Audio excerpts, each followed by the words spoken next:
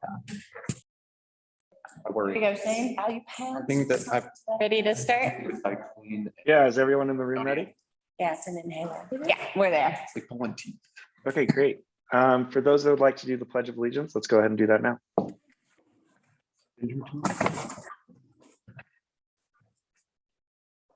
Excellent. Oh. I pledge allegiance to the flag of the United States of America and to the republic for which it stands, one nation, under God, indivisible, with liberty and justice for all. Thank you. Good evening, everyone. Welcome to a regular meeting of the Silverton Board of Trustees. It's May 23rd, 2022, and the time is 7:10 p.m. I call this meeting to order. Roll call, please. Trustee Davis. Here. Trustee Franklin. Here. Trustee Harper. Here. Trustee Vero. Here. Trustee George. Here. Mayor Pro Tem Barney. Here. Mayor Furman. Here. All board of trustees are in attendance. Thank you. All right, so this evening, do we have any revisions to the agenda? I do not. Okay, thank you.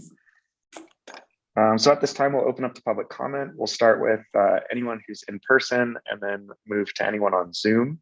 If everyone who makes public comment could please introduce yourself. You'll be then given 3 minutes, and I would ask that maybe someone that's in the room facilitate the in-person comments, please. And we have no in-person comment. Okay, great. So then looking to Zoom, if you'd like to make a comment, please click the raise hand button and we will promote you to panelists so that you can make a comment.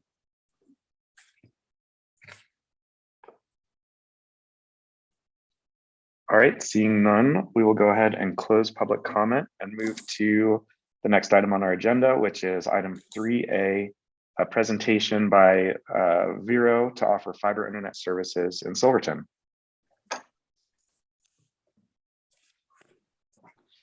Hello, Evan. Hey, everybody. Yeah, this is Evan with Vero, and I've got two other folks that I'd like to have be part of this presentation. I think they might need to be promoted to panelists. That would be Jonathan Adelman and Sid Arnold. All right, we're promoting them now. Okay, and I will go ahead and share my screen if that's okay.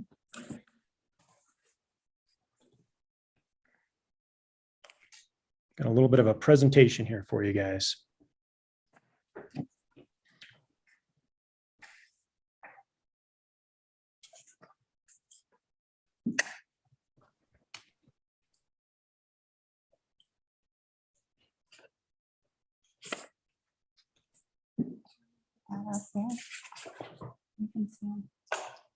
Sometimes that's lost word. You guys rather the face panel be on the side there so you can see it, or you just want to see the full presentation? You can see the full presentation. Okay. Wanted to double check.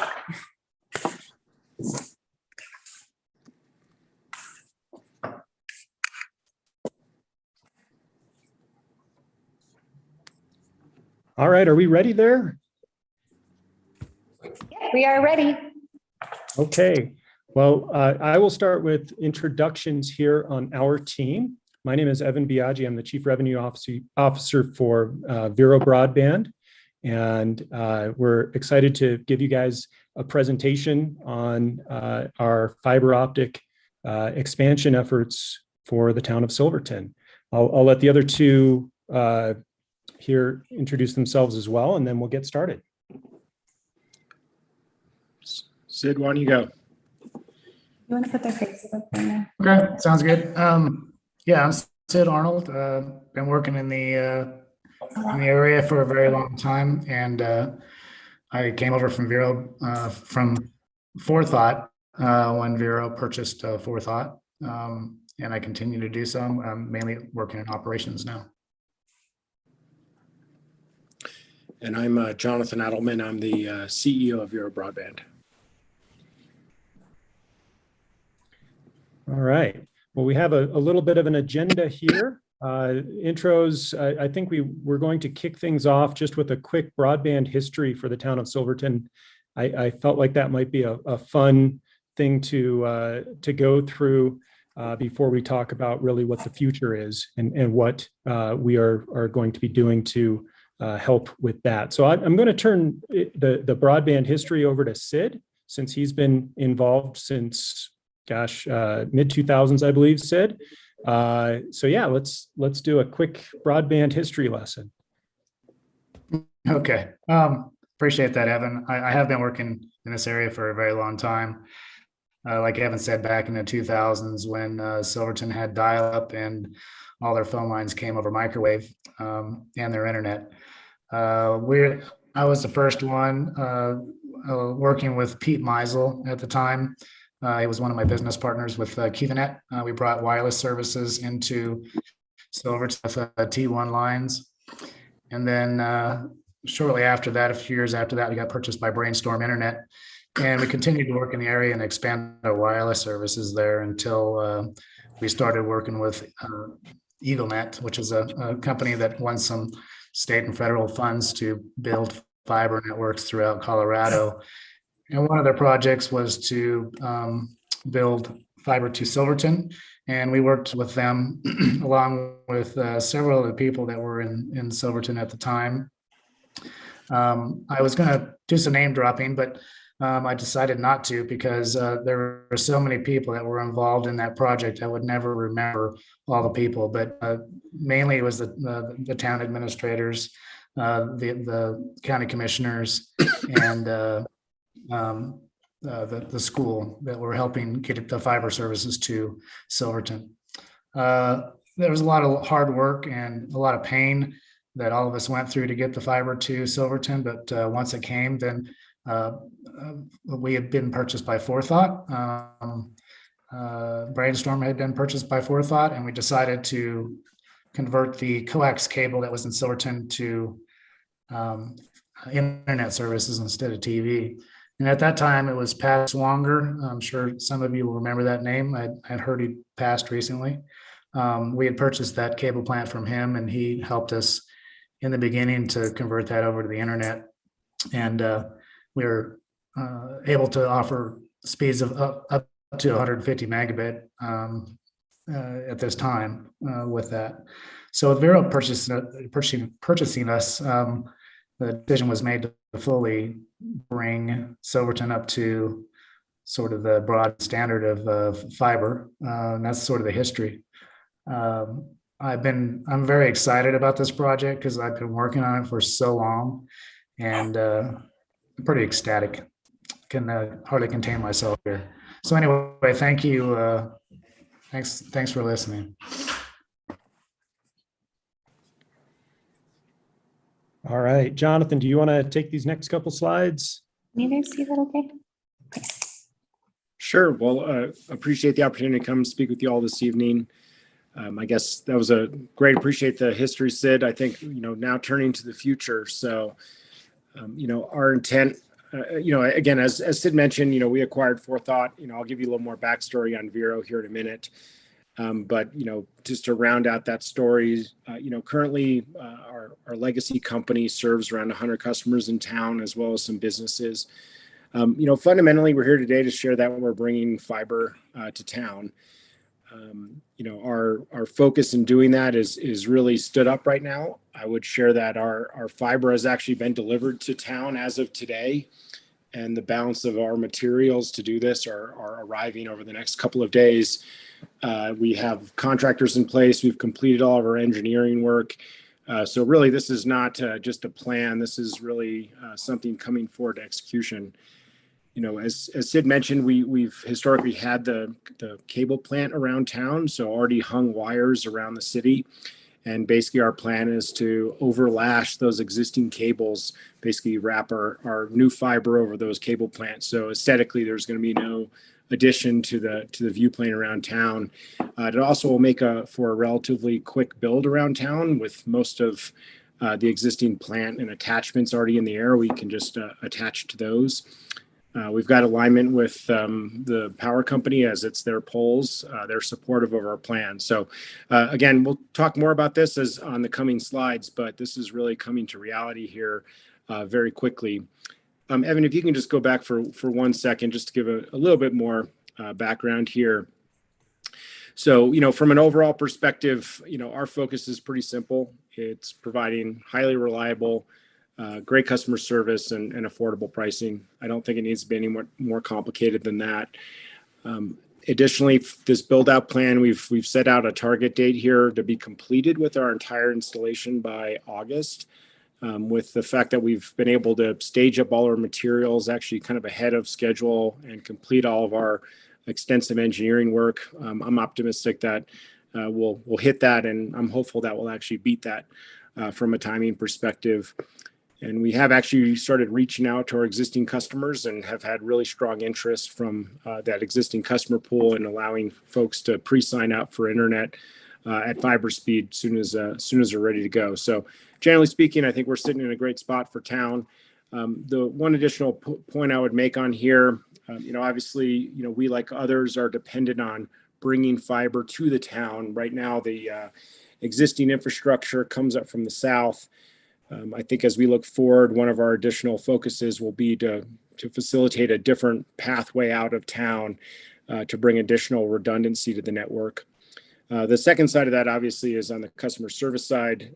Just broadly, our company, we're actually across about 18 states right now, but our strongest focus is in Colorado, particularly in kind of the small to mid-sized market around the state.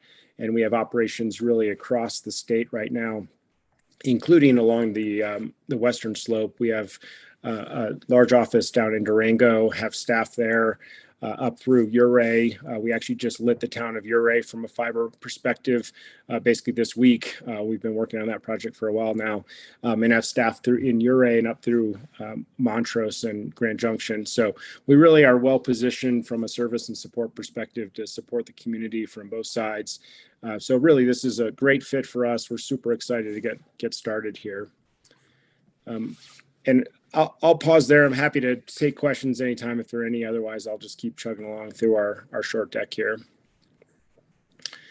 As I said on the last slide, really, we have a pretty simple focus. Again, we are a fiber company. We do have wireless and some other product lines as well, but really our focus is to bring fiber to communities.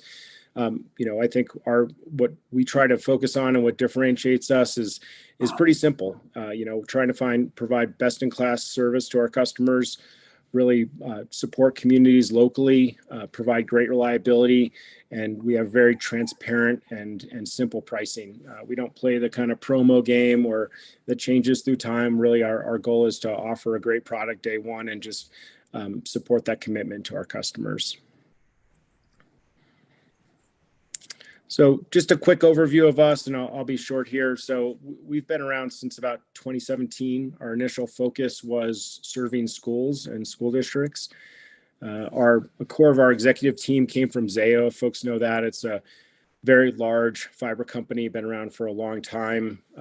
That group left that company and decided we wanted to be a little more mission driven, started on the school side. And really, we appreciated early on, but definitely more accentuated through COVID, that we needed to bring fiber to homes and businesses as well. And so we stood up that second focus last year, really working to bring fiber not just to the school districts, but wanting to provide a more holistic support to a community, serving government, serving business, serving residential. And really, that's been the focus. And we spoke about, the acquisition of Forethought and Brainstorm.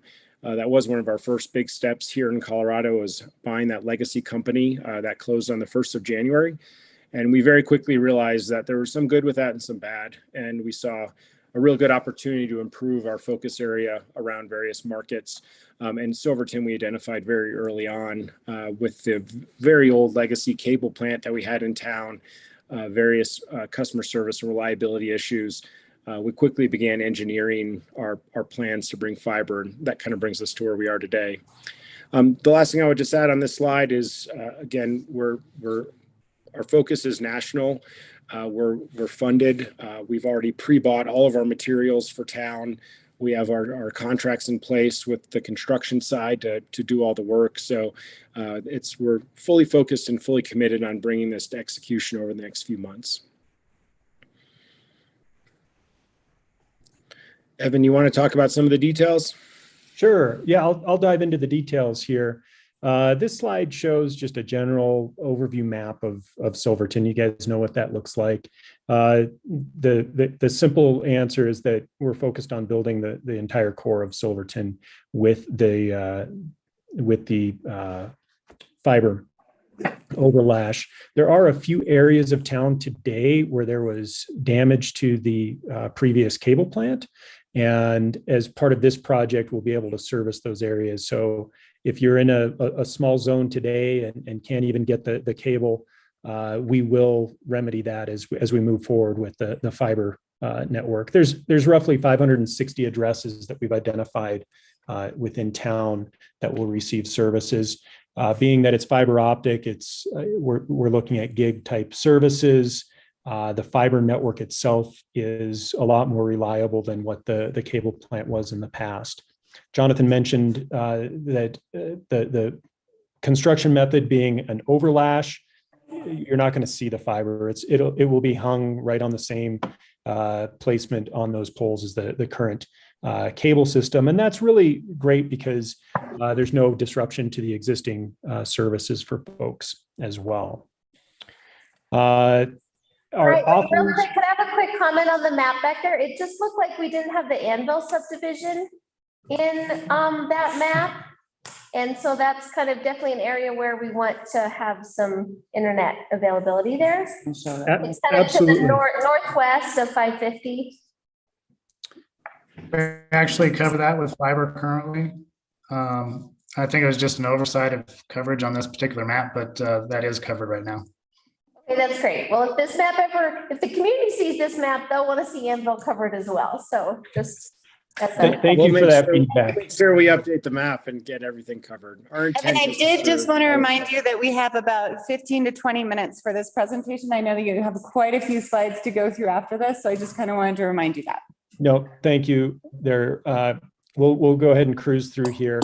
Our internet offerings are very simple. We're going to offer two different plans, a 100 meg plan and a gig plan, pricing $60 and $80, which is really competitive to urban markets. We are developing a plan to grandfather in existing customers. One of the other important things to note is that we do participate in the Affordable Connectivity Program with the FCC, which provides $30 monthly bill credit for low-income qualified families. And we also obviously provide services beyond just the home. We do, and we serve today a number of hotels and some of the anchor institutions there in town as well. We will continue to do that. In addition to just our core internet offerings, we also offer a managed Wi-Fi service, which really helps from a support and that next level of full connectivity inside of the home to give customers a really solid experience. One of the things we like with that is that we can ensure that if there are any issues happening inside the home, we have that visibility. So it's less of it's working at your house, but it's not working inside your home. We then take on the responsibility for making sure that Wi-Fi in the home also functions. We do voice, pretty basic there. And then there are a number of streaming television offerings that we can discuss with customers as well. Jonathan mentioned the backhaul and middle mile routes. This map shows a little bit of our network where we have regional redundancy with a ring. The one part of that is not fully connected to the ring would be Silverton. And that's definitely something we want to work toward. We'd love to have partnerships with Region 9 and SMPA, all of those discussions. I think this is a little bit of a future project to get that completed, but we're going to be committed to helping to make that happen. So that's something that's very important to us. Our markets having dual paths in and out helps us provide that high level of service that we want to offer there. I'll go really quickly through this slide, just that fiber implementation. You guys will start seeing crews hanging fiber. There's a lot that goes to that. Lots of folks on the back end managing that project. And we welcome any comments or anything that you guys notice with that process that might need to be improved or anything like that. So we aim to have this be very seamless and low impact to the community. Let's see here. So Region 9, we mentioned that. The other thing that we did do is we submitted a grant project. It's a long shot of a grant project with the Silverton School District to get fiber up Highway 110 for an unserved student that way. We'll see if that happens. But the point of this is really just to show that we are looking at other areas to help the community as opposed to just that core downtown location. And Jonathan did mention that we have field techs north and south, which we feel is a solid thing to be able to provide that next level service for everyone there. We all know what happens in the wintertime with roads and closures. So that's a big deal. And I'll leave it here with the next steps. As Jonathan mentioned, this is actively happening. Reels are in town. Work is commencing as we speak. We're finalizing all of the permits with the Public Works Department and SMPA. We do plan and would love to do whatever additional community outreach for folks that you feel would be helpful. And then really once the network is built, it's just a matter of provisioning the network to go live in August with services. I'll throw up some contact information here. Jonathan, myself, and Sid. We also have a market development manager that will be focused on being in that market quite a bit and understanding anything that needs to occur there. So I'll leave it with that. Does anyone have any questions for us?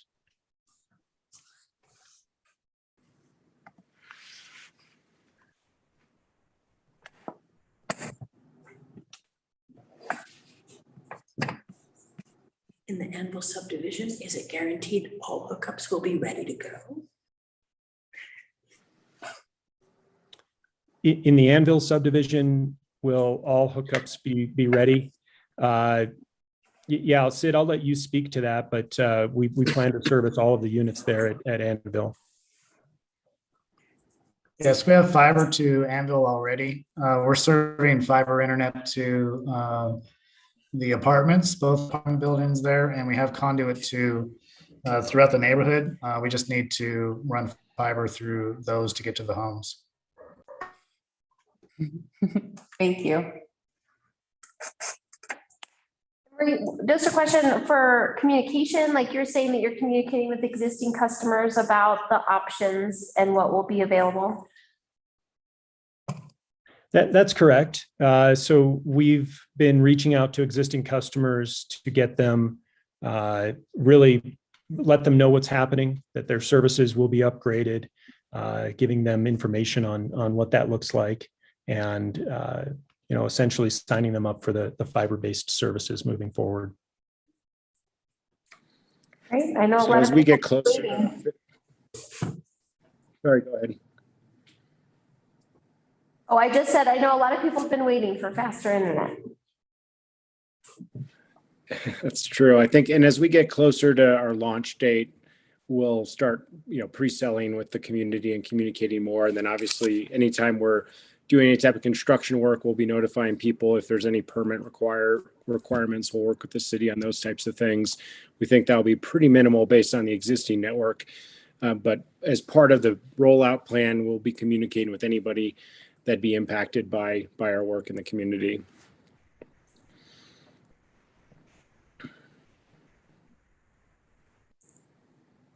All right. Thanks very much. Thanks everyone for having us and letting us share our story with you. Thank Thank you you very for much. joining us tonight. Thank you. Thank you. Do you mind to All right. So the next item on our agenda this evening is an economic update from the Chamber of Commerce.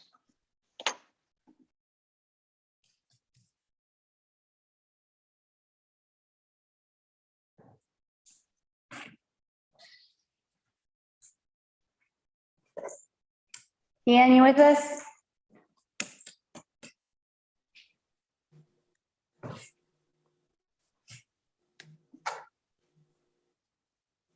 Can you hear me? Yep, Is it my turn? it's your turn. All right, cool. Hey, I just wanted to briefly give this board an update of some of the changes in the train schedule and then some of the proactive measures that we have taken. So as I'm sure many of you know, I received communication, it was 5/12, May 12th, from the train that within their settlement, there was going to be on occasion where they reached a certain level in a federal fire rating. And so it's US Forest Service, San Juan National Forest team who kind of looks at humidity, wind, moisture, temperature. It's a template that is outside of our fire bans and our fire restrictions. So it kind of caught all of us off guard. This is something new. And then on Friday the 13th, it's like, really, Friday the 13th? But on Friday the 13th is when we were told, like, okay, we are not going to be able to schedule trains to Silverton on next Sunday, Monday, and then they weren't even sure about Tuesday at that point. So it sounds like as this rating comes down and moving into the summer, there may be just some disruptions with the train schedule. And then on the 15th, 16th, 17th, we ended up having no trains. So for 3 days, which technically was a Sunday, Monday, Tuesdays, those tend to be our least populated. Just in tourism in general, we see that at the visitor center, we see that in lodging, we kind of see that with the train. So thankfully it was a Sunday, Monday, Tuesday, but they were able to reroute their passengers at almost a 50% booking rate onto that Saturday and then onto that Friday. So in the end, we really lost one train and then 50% of the other two, which beginning of May were not as busy. And so that was kind of the ideal time to not have train passengers. Beginning of May tends to be more train. As we move towards Memorial Day, it's more camping, hiking, biking, back camping as the backcountry kind of starts to melt out in highway traffic. So our business owners do get a little used to, train at the beginning of the season. So that did cause some anxiety in some of our business community. On May 18th, so what did we do, right? We communicated out. I was sending text to restaurants. Restaurants really were my priority because it's perishables. They have to staff, they have to be prepared. And so kind of sent out text blasts to restaurants and then out on the chamber list to shops and other business owners. And then, reached out to the Durango Chamber, reached out to Visit Durango. It kind of was like on all of the business communities, even south of us, alert. And so asked for us all to come together. I got those entities as well as the downtown business district to come together on May 18th at the Visit Durango office. Rachel, who's the director of Visit Durango, invited her just kind of most influential lodging facilities that she tends to work with in these type of groups. And then Jim Harper also attended kind of half train, half Grand Imperial because he has those step back in time packages that's associated to the train. And so what was our goal really was about customer service, right? So these guests come from all over and the train is just one part of their excursion. But what Rachel from Visit Durango was hearing in south of us, as opposed to more than Silverton centric, was, people wanting to cancel their bookings to hotels. And so what we all did was brainstorm on how do we keep customer service, lay out for them itineraries for other things to do within the four corners and just kind of move it along to a positive experience, not just all about the train ride. No offense, Harper, but get them in the area, get them to do other things and kind of lay out an itinerary. And so we all came up with a concept called the Depot to Depot. And it's going to be an itinerary that we share that Visit Durango is really doing the bulk of the work on in graphic design and then blasting it out to their business owners, putting it on their website. So we're getting access to Visit Durango's channels, as well as Jack Llewellyn with the Chamber of Commerce. He had about 2,500 business emails on his list. And so we're just going to get them to have a train related experience from Durango to Silverton and get them up the highway and still end up in Silverton. And so I see this tactic actually benefiting us in more than just the train passengers, because the bigger hotels that were in the room agreed to give this itinerary out. And so really that's promotion for silvertoncolorado.com and getting people to Silverton. And so we did everything from, starting at the depot in the morning to what are hikes along. So Mullis Lake, you can get down to the tracks.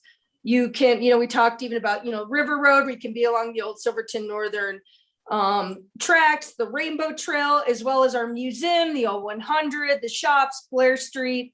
And so we really brainstormed on just very train centric, but then also just branching into non-train centric, just what's available in our area. But the common denominator for us is Highway 550.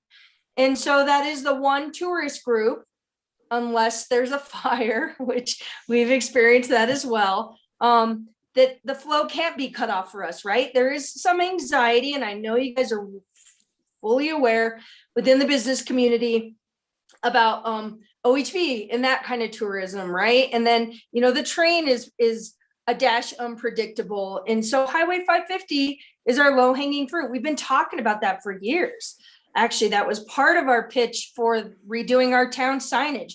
Not necessarily billboarding, branding, but just dressing up the front of our town. If we actually look at those reports of how many cars pass us off the 550, if we can just reroute a certain percentage, that really helps this community get the kind of surge of sales tax that we all function off. Our budgets at this point in time are sales tax and a lot tourism based. And we can have a philosophical debate about that, which we constantly do, but that's a reality. And so as much as we can do to promote off of 550 and connect that way, and just getting folks into our community safely, consciously, and with educational based materials, that's kind of Visit Durango's philosophy. That's definitely our philosophy. And that's definitely been Visit Uray's philosophy. So I'm always trying to bring my buddy Uray in, right? So that we can all collaborate on the corridor. We always are kind of the lucky one that get invited north and we get invited south. So we can't forget them. And so it'll be a 550 corridor plan that really came out of this, and just more collaboration with Visit Durango. We've done some good work with them. Also Visit Telluride, Visit Uray, Visit Lake City.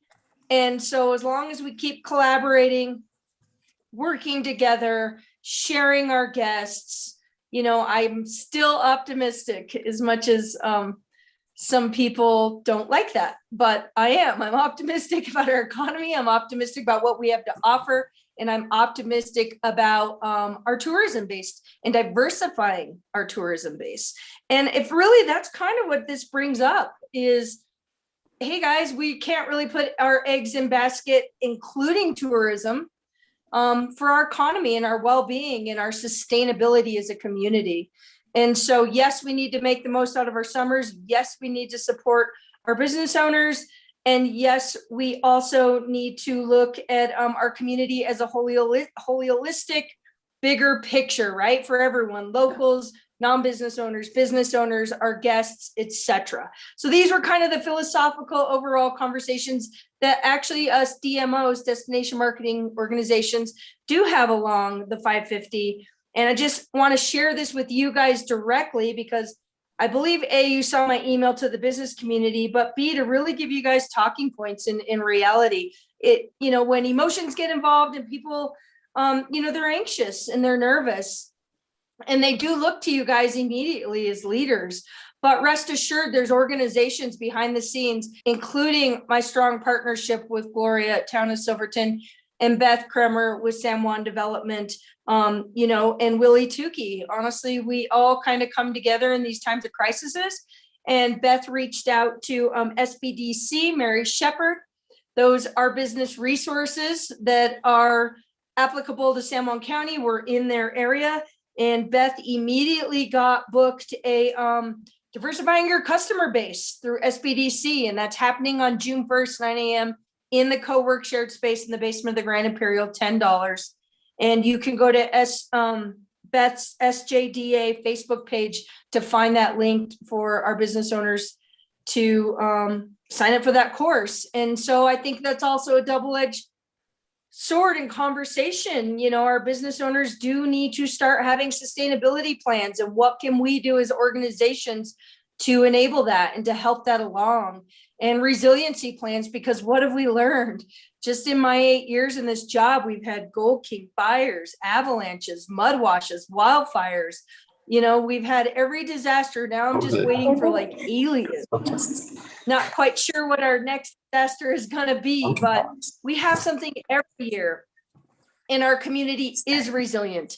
And I think if we all take a logical, calm approach to these disruptions with each other, and you as leadership to the business community that, you know, does get anxious, especially when they're new and they just invested everything they had. And I get that. I've done that twice. And it's tough. And not everybody is basking in the sun with bags of money in Arizona.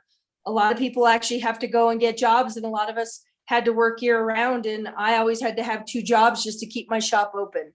So there is also a reality of being a business owner in this community. It's tough. But everyone in this community is passionate about this community, our economy, and the Compass Project really, you know, brought that out. Like, what do we really want to be when we grow up? What do we really want to diversify to?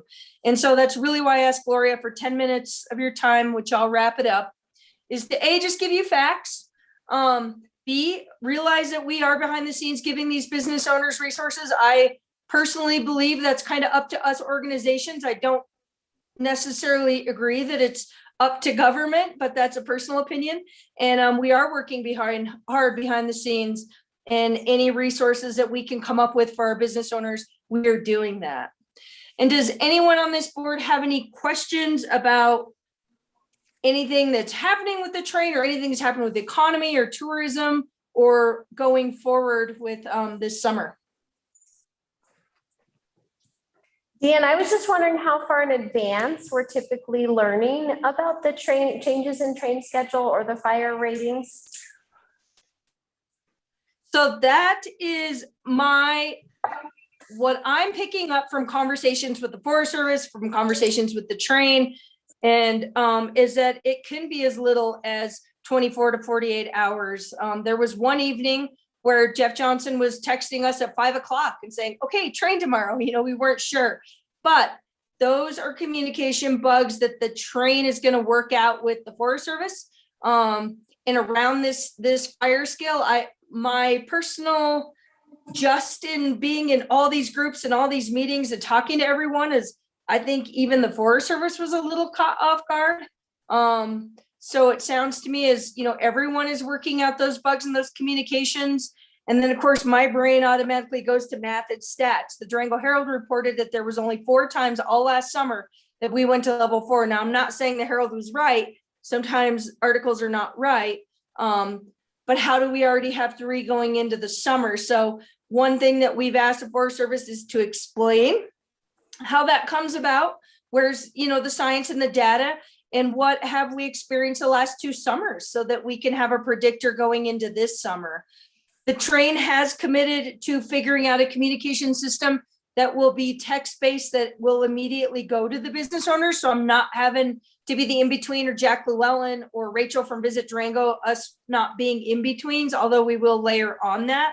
And so Mr. Johnson with the train has been honestly incredibly responsive and incredibly forward-thinking through this. And we have been helping him, Rachel, myself, and Jack Llewellyn, with expressing the business owner's needs. And really it's clear and direct communication, and as soon as possible. And he would love to also receive that for his guests and his passengers. And so we are designing some communication systems. Thanks.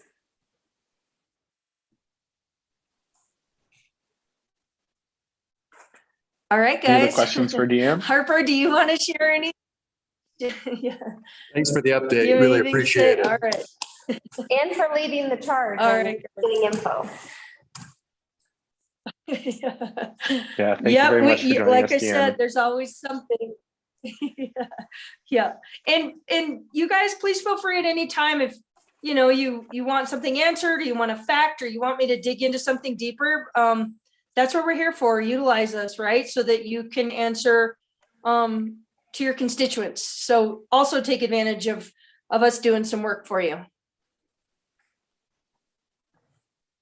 Awesome, thank you. All right, guys, have a good night. You as well. All right. The next item on our agenda is new business 4A, contract review and discussion with the 4th of July Association. Sure. So we have Molly here to discuss the 4th of July committee and their contract with the town and kind of the duties moving forward. All right, hello all. It's different on this side of the podium, just saying. Okay, hasn't been that long. I don't know if a lot of you know the history of the 4th of July Association. So when Chris Gober served on our board, she made us a wonderful binder full of everything that how do I say this? How we started, how we came to be. And I know I showed it to you, Gloria. Where'd I put it? There it is. And exactly the role in which the 4th of July Association took to become part of the community. And it says, Mayor Tukey invites us all interested members to the planning meeting for the 4th of July celebration of 2017. So let's see, hang on, I actually have to use these. Please join us to help develop the community vision for next year's 4th of July holiday. So if all of you remember, or some of you don't, because you didn't live here yet, there was about 160 unaccompanied minors up on Shrine Hill. And there was a incident involving a 14-year-old who ended up with alcohol poisoning, and he had to be flight for life. Luckily, another child that was in the same tent decided to do the right thing and call in, because we would have had a death on our hands if otherwise. So it was a call to the community on how we were going to change the dynamic of what this community was now going to be for the 4th of July, what it was going to stand for. We were not going to stand for any more lawlessness. We were not going to stand for individuals coming up from neighboring communities and just dropping their children off as if it was okay. Yes, we are a safe community, but you know, parental oversight, something else. So that's what Mayor Tukey did at that time to kind of bring everybody together. We sat here in this room and there was probably 150 people. I have the original sign-up sheets as well, if you want me to pass them around to see how many people signed up. So we were looking at well over 30 out of 150 that came. Then we had a second meeting on July 21st, also here in this room. Excuse me, the first one was at Kendall. The second one was here. And that's where we had even more people sign up, locals, and saying that this is how we were going to change it. So now here we are. COVID had a big role to play in it. Here we are, how many years later? And we have nobody left. It's Jim and I, Jim Harper and I, and we voted Nathan on. We had resignations because we are a registered 501c3 for the secretary's minutes, saying that we had 3 other individuals that no longer live in this community as well. So I've put the call out the whole time sitting behind those chairs that we needed people. You know, don't start something different. Come join what already exists. Volunteers are a really horrible thing to waste, and we have none. So with 3 members left, we have an existing contract that was entered. Nathan has a copy. I don't know if he put it all in your packet.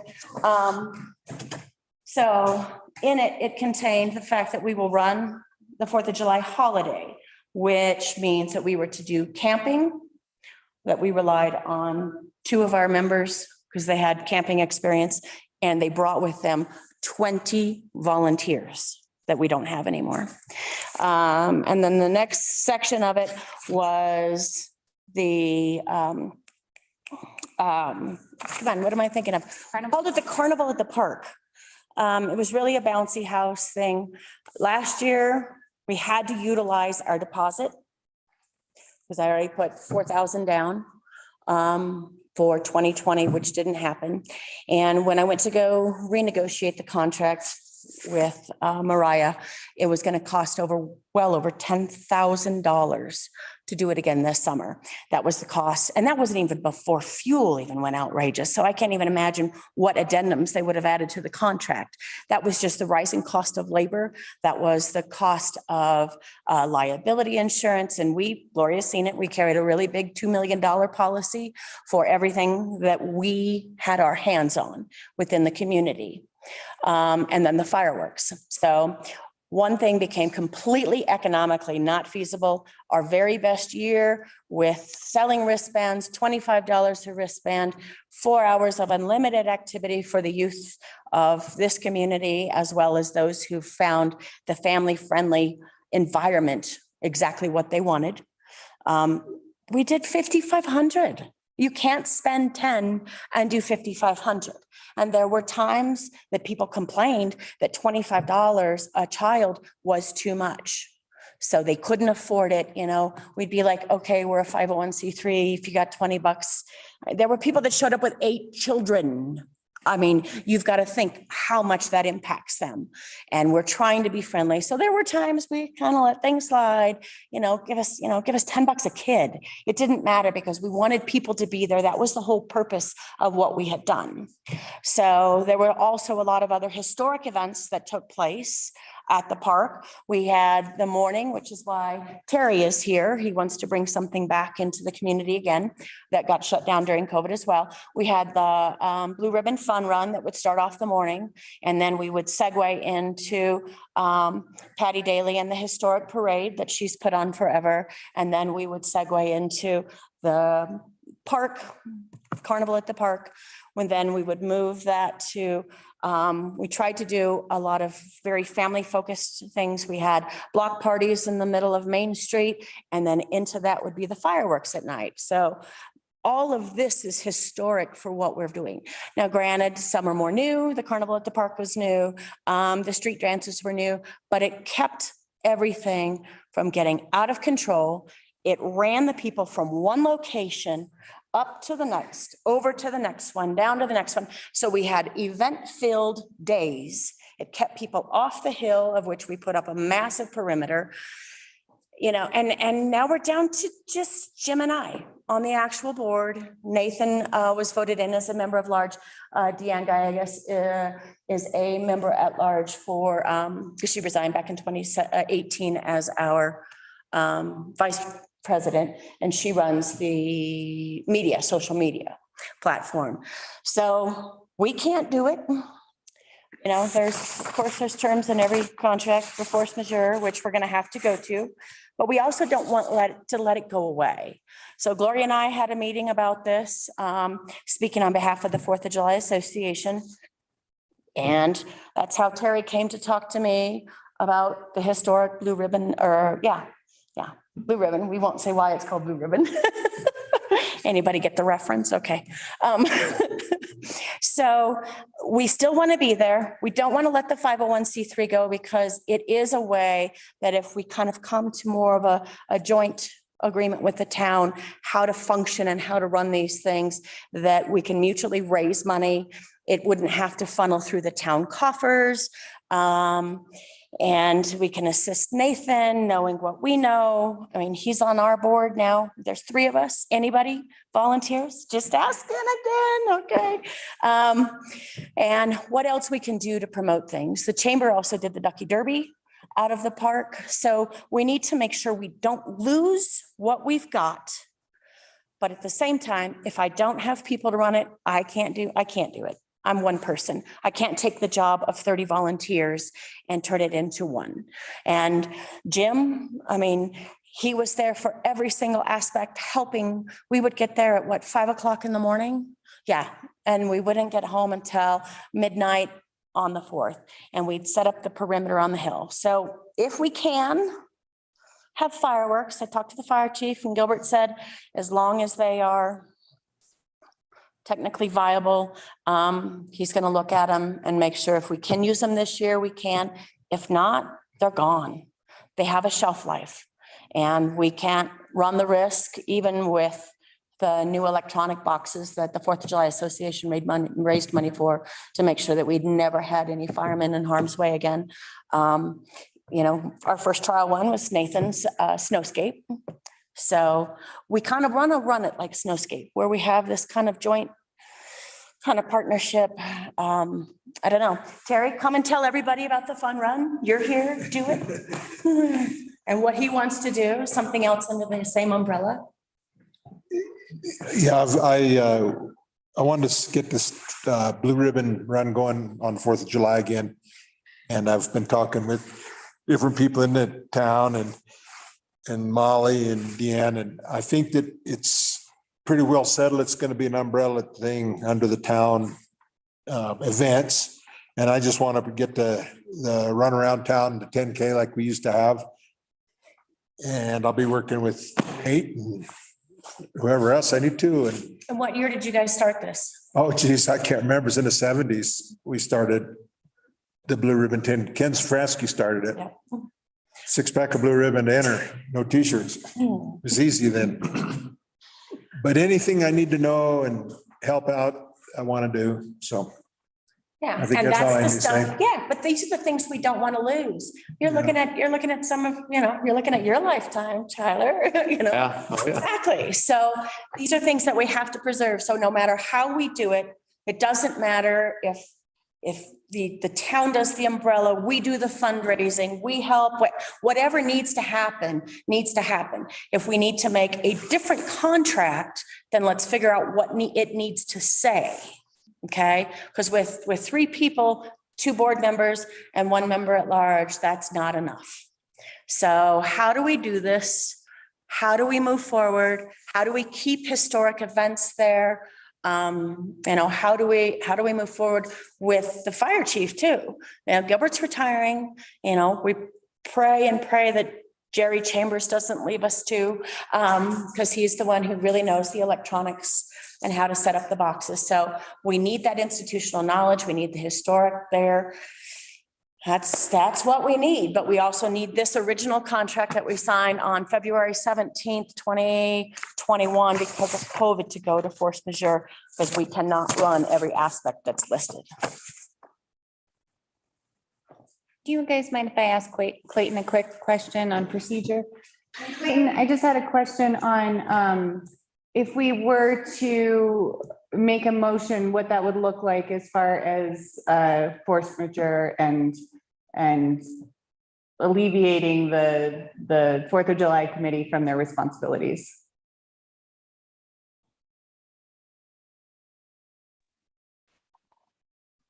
I think that isn't the ask like a partial relief, and if the contract is just between the town and the committee, then it's completely up to the town.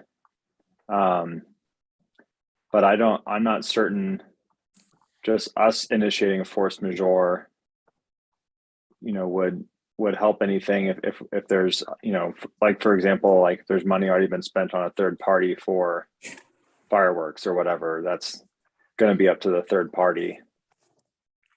So I can address that directly.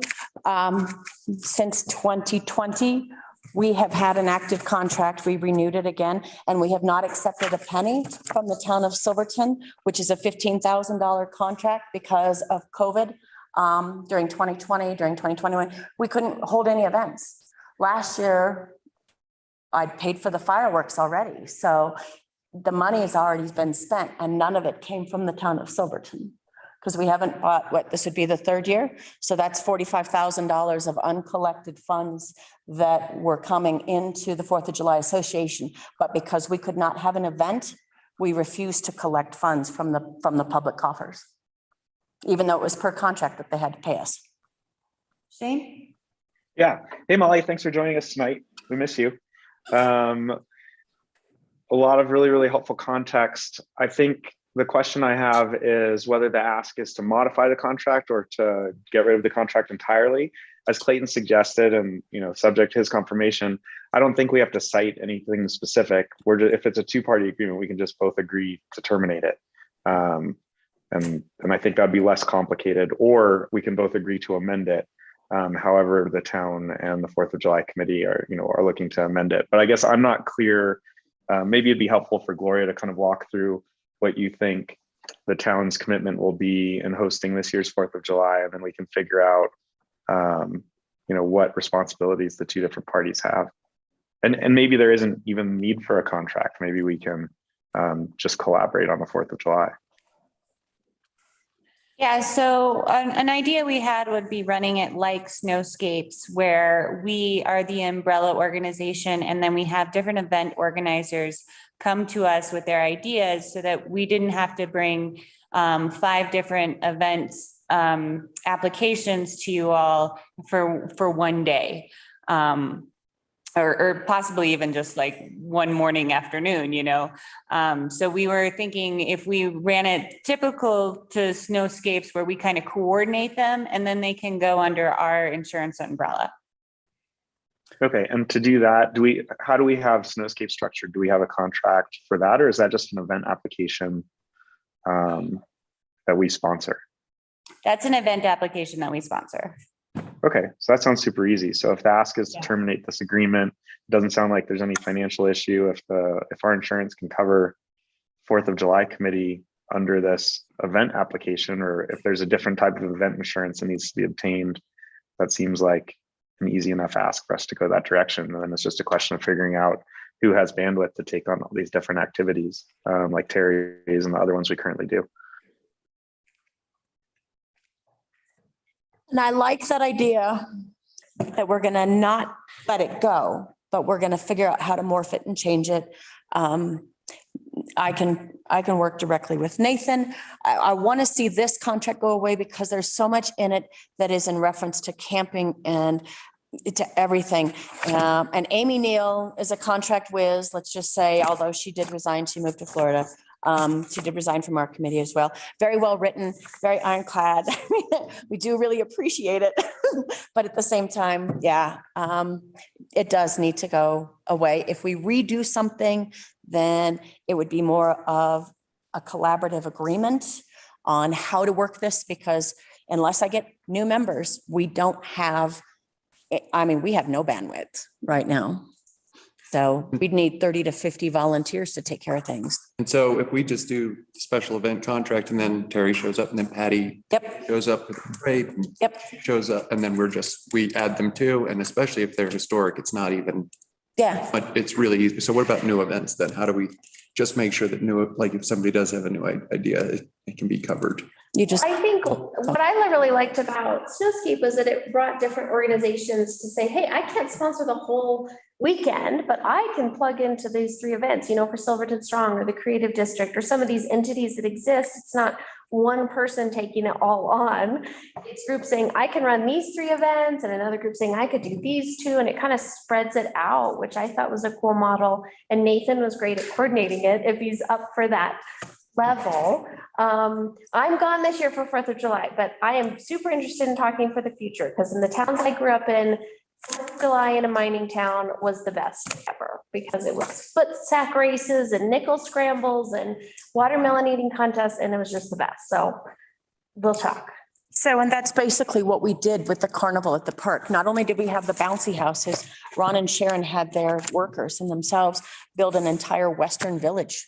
And the Western Village was set up with games. And then Sharon would bring in all of her tents. And there was, you could paint face painting. And all of the children in the school got to put in for their, what do you call that? Where you have to sign off on the hours. I can't think of what it's called. The community service hours. And so the entire school would volunteer. The kids would volunteer, because not only would they only have to work for an hour at all the booths, then they could play on all the bump and jumps for 3 hours for free. So it really was very community involved. But without Sharon, she had massive spreadsheets. Her and Chris Gober figured everything out and who would volunteer. So we need that. We need that back in the community. We need it to stay in the community. But if people don't show up and volunteer.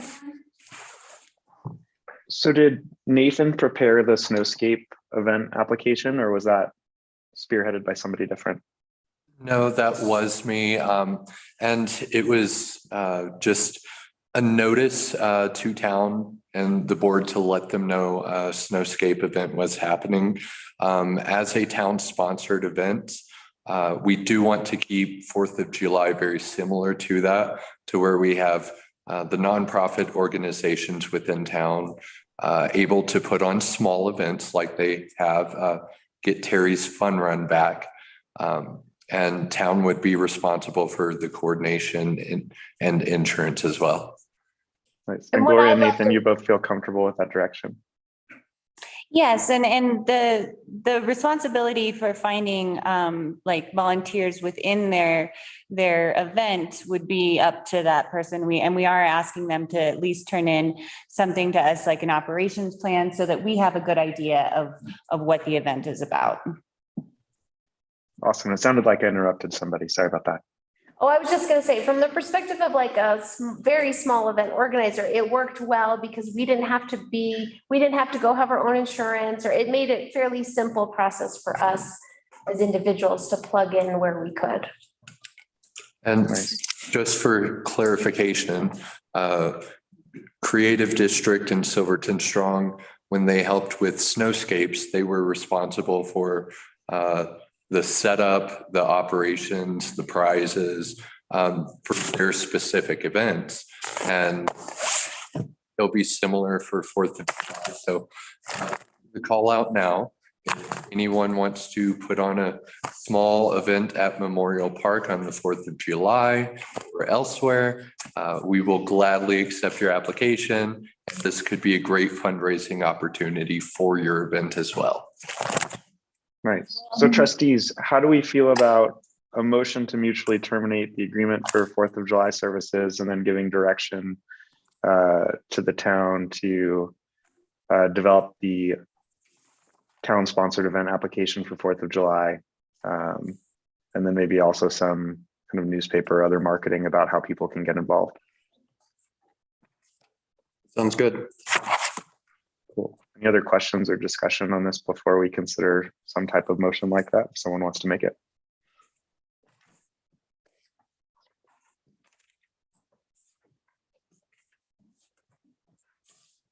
Sounds like no. Does someone want to make a motion like that? I'll make a motion. Great, go Tyler. I'll make a motion to mutually terminate the the agreement for 4th of July services between the town of Silverton and the Silverton 4th of July Association Limited. Can I second? Is that enough or? Second. Do we need to add? Okay. I want this to happen so bad. Roll call, please.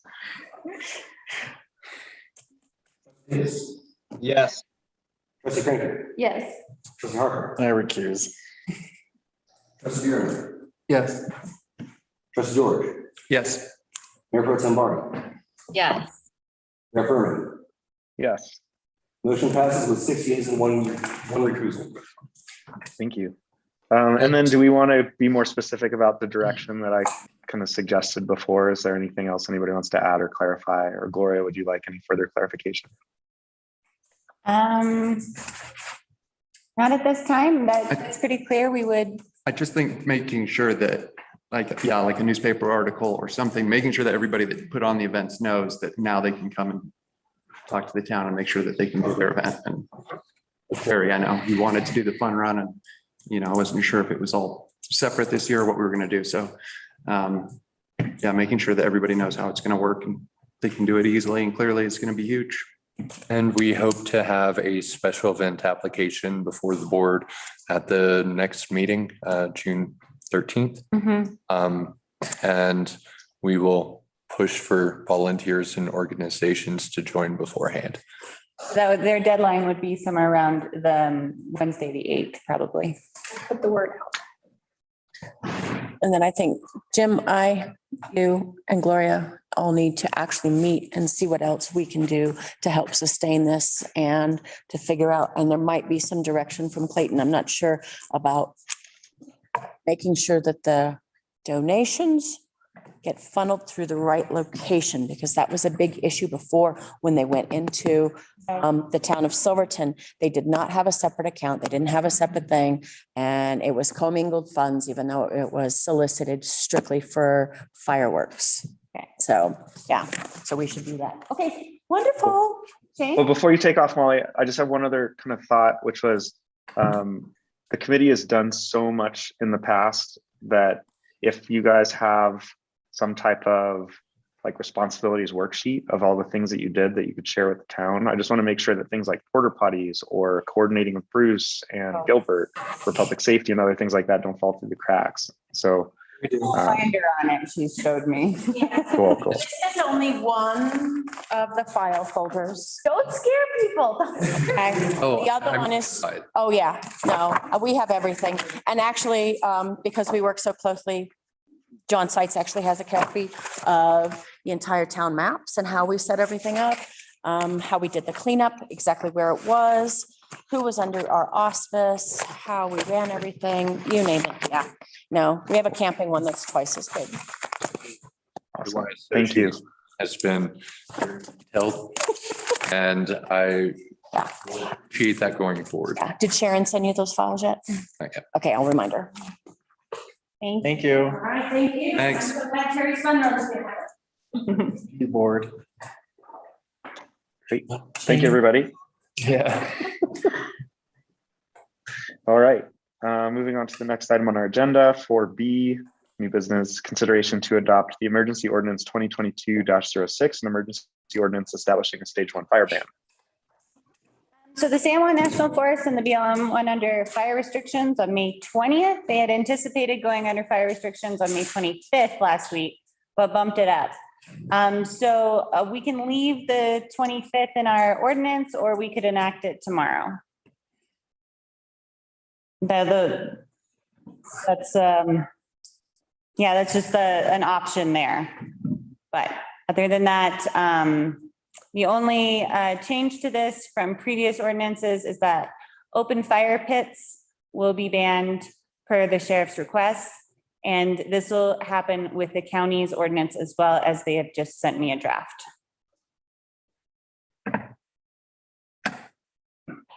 Does it say we have to wait for it to be published in the paper, or it can take effect immediately? This is an emergency ordinance, so it can take effect immediately.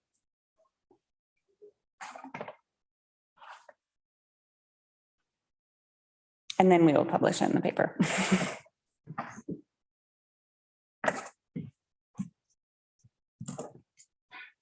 Do you recommend sooner than later? I mean, it's a 1 day difference, but do you have a recommendation that we shift the date to tomorrow? I don't think it would hurt to switch the date to tomorrow.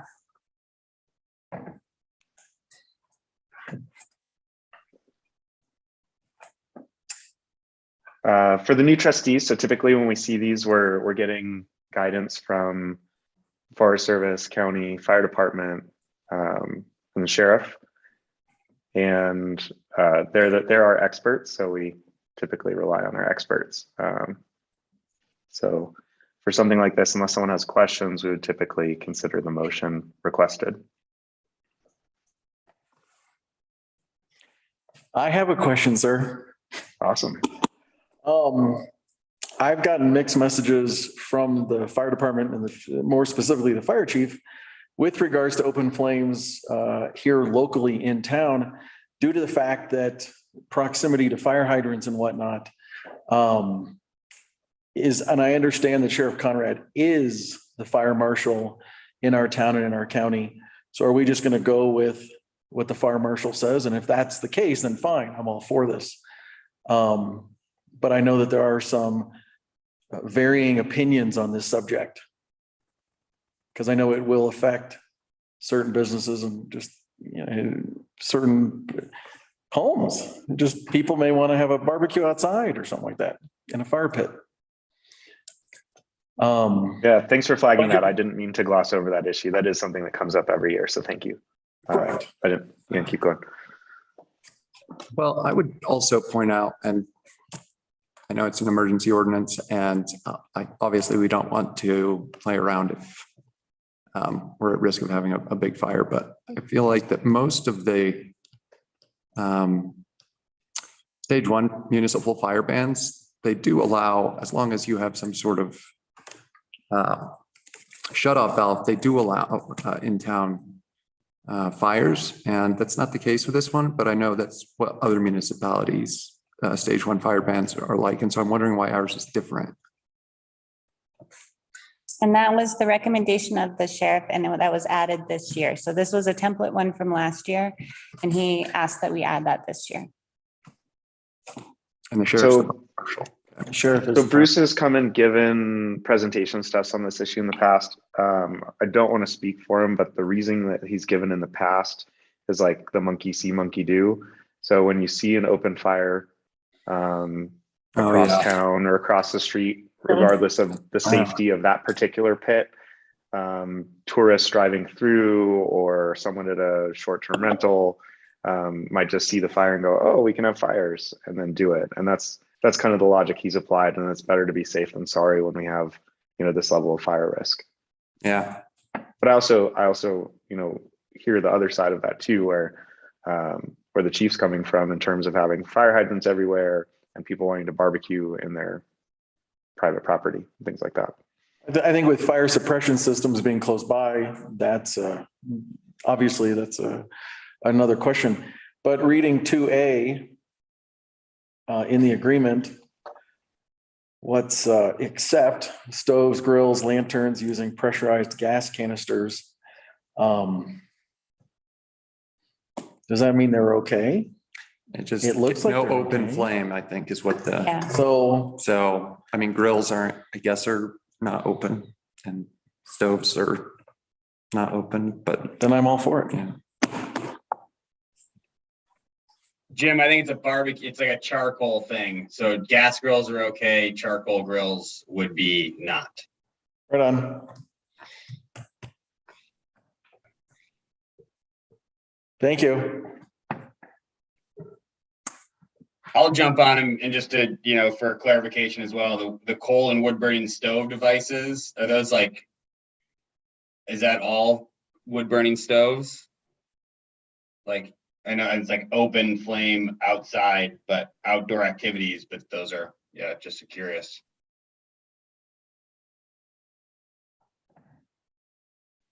I'm just that does reading. create a little confusion. Does that mean we can't have a fire at your house where you have a wood burning stove in your house to keep it warm? I mean, it was cold last night. A lot of people, I saw their chimneys going. And I think that would be your interpretation of that at this point. I don't have a direction on that one. Yeah, I think it's all in the bold and 2A. That open flame is, I think, the key verbiage. So I don't know. Are we talking indoor or outdoor? I mean, open flame it means not in a stove, right? It means in an open fire. So that could be a fireplace. I don't know. It's semantics, I feel like. And I think that the key is that he doesn't want people having open fires outside. I think that's probably what he was going for. Yeah, you have a clarification? Could I just ask for clarification? Because I know somebody else is going to be wondering this in the community. Would this be excluding covered grills? Like if you have a charcoal grill that has a lid? You can't have charcoal, but you could have a gas grill. Yeah, if it comes in a pressurized canister. Propane. Yeah, charcoal grills aren't allowed. Then you can. Grill, gas grill. Mine. Butane. The idea is the sparks. There's materials that lift off a charcoal grill that are still on fire. Yeah.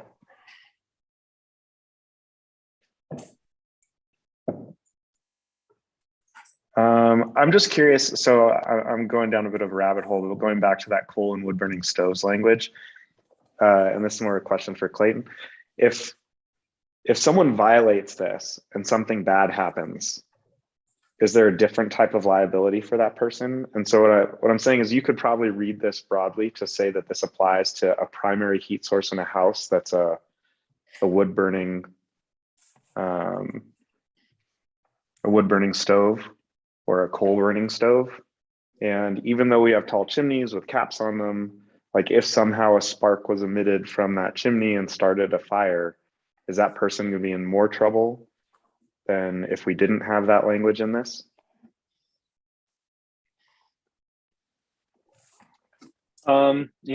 That's tough to say, because really all you're doing is creating a fire ban ordinance, and the liability that's on the person is just for violating a town ordinance. So, generically in the code, it says, violations of any rules is subject to whatever it is, the $300 fine per day and up to a year imprisonment. And so you're just creating, that sort of liability.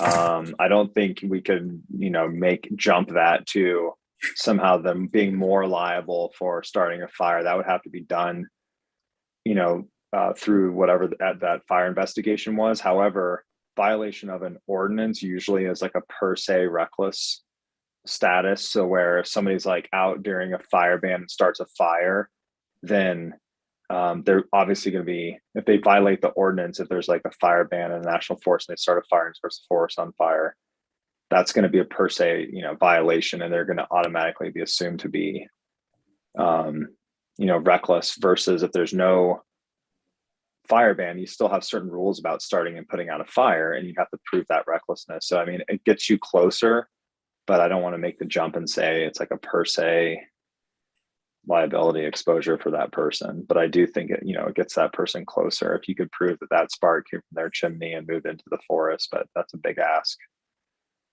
Mm-hmm. Does that make sense? Yeah. I just have a point that Matt just brought up on number 2 of the ordinance. It says until such, it specifies that this is pertaining to outdoor activities within the jurisdictional limits. So I don't think that would apply to anything inside. Got it. Okay, that solves all the problems. Thank you, Matt. I will make a motion to approve ordinance 2022-06. I second.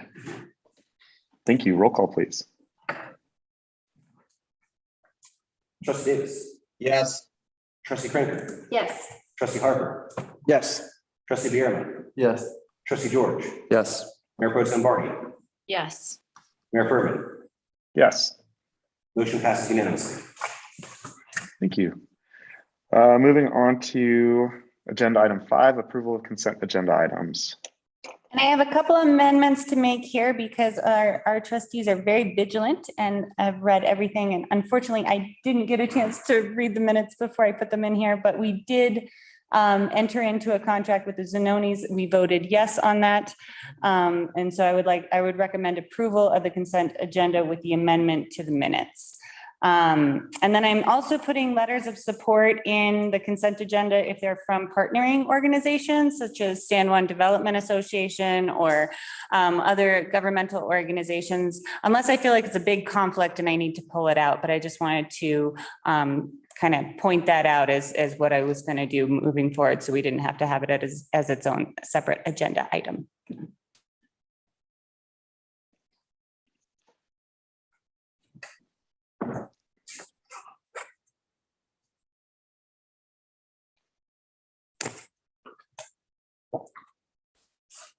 I'll make a motion to approve the consent agenda with the conditions with the revision of the Zanoni vote. Second. Thank you. Roll call, please. Trustee Davis.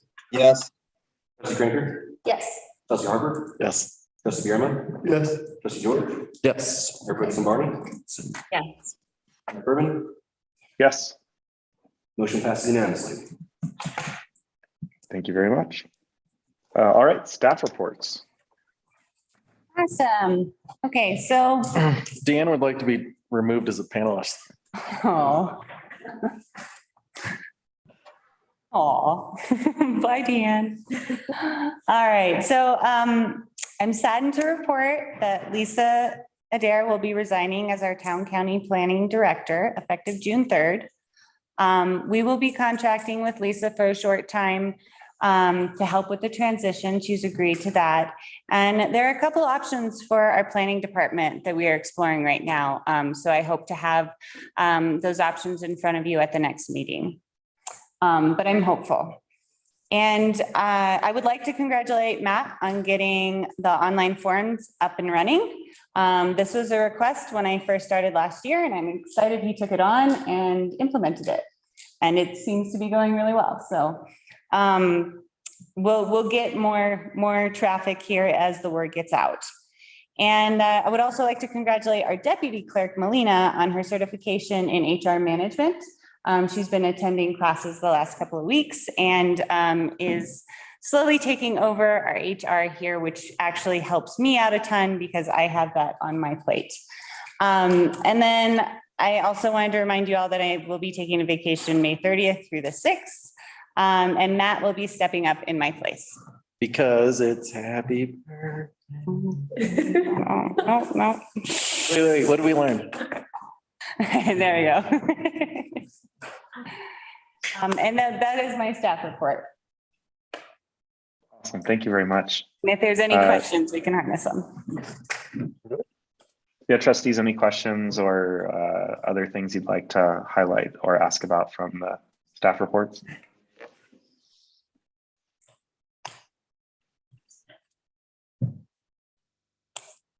Okay. Well, thank you very much. Sounds like everybody's crushing it. So that's great. Moving along to committee reports. First up, Finance Committee.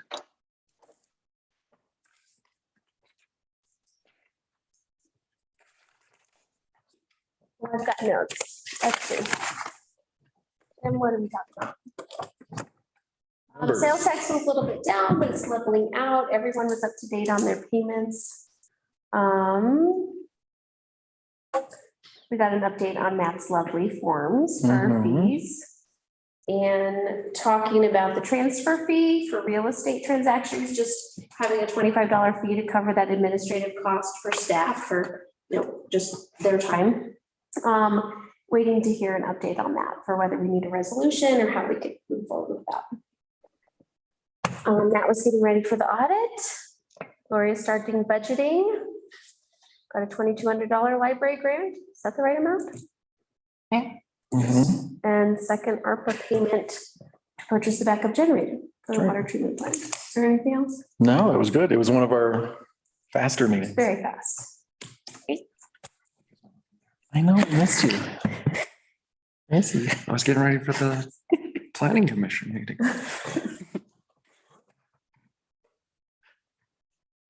We had a facilities, parks and rec meeting on the 17th. We kind of went over kind of what's going on at the different facilities that we have around town at the beginning, and then discussed Columbine Park, which I won't go into detail about because we have that on our agenda tonight as well. We also at the very end brought up the ball field and some potential there, but didn't get too deep into the discussion there. Nice. Yeah, I would just add that Todd has a bullet point list of the things that he's responsible for and working on, and it's overwhelming. The amount of things that fall under the buildings and parks and rec responsibilities are incredibly significant. Most of them are kind of like ongoing things, and then there's also seasonal things. But I would say if he ever shares that list, people should kind of skim through it to see how much we're kind of putting on one person. And I think that every single staff member has a similar scope of responsibility. So it's a good reminder for us, like how much everybody's getting done. It's pretty cool. We had a planning commission, if that's what's next. Oh, yeah, did I? Let's do it. We had a planning commission. We had we went over a few things in town. The coal bank is gonna they were asking for because they're in the historic overlay district. They were sort of asking for the, I guess, permission to do something that wouldn't be completely historical, but they're just really replacing materials on the roof to make sure that it's, you know, a higher quality, and because the other thing was falling apart, and you know, you can't have a roof falling apart in Silverton. So it's not exactly historic, but we also learned that the building is not historic. So it, you know, so The old bus station. yeah, it didn't make any sense to us to sort of hold them, you know, to this standard of having this, you know, super historic building when that building was built in the 50s and then redone in the 70s. So, so yeah, they're gonna get a little makeover, which will be good. We did a transfer of marijuana license, but that was in the county. And then the last one was, we went over Wayne Barger's garage, because it's the one he was requesting to put on Empire next to the car wash. And he had come before the planning commission once before. And the planning commission had decided that they needed more information on the layout and on the site, or the site plan, et cetera. And he came back with that. Not only did he come back with that, he came back with 2 letters in support from his neighbors. And after a lot of discussion, we decided to pass that on to the town board with our recommendation. So we'll be seeing that soon. And then we're also going to have a work session before our meeting this week, our special meeting, to actually, you know, make sure everybody on the planning commission knows the difference between the AROD, the historical overlay district, and then what really our roles and responsibilities are, and the difference of those roles and responsibilities when we're acting under whichever of the different overlay maps we're using, or, you know, what we're doing outside of those. So, yeah. And then we have a special meeting. Did I miss anything? His notes are impeccable. What's the difference between a special meeting and a regular meeting? Well, a regular meeting is once a month, and a special meeting is Is when he's there. Or when I'm there. So you're in a special meeting right now. Oh my gosh. See? You know, good for you. You started it. You you were thinking it. Okie dokie. Thank you. Thank you, guys.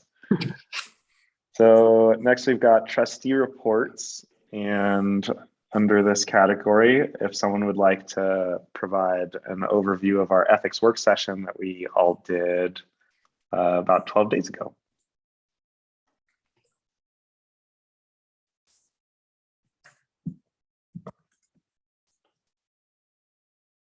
No one?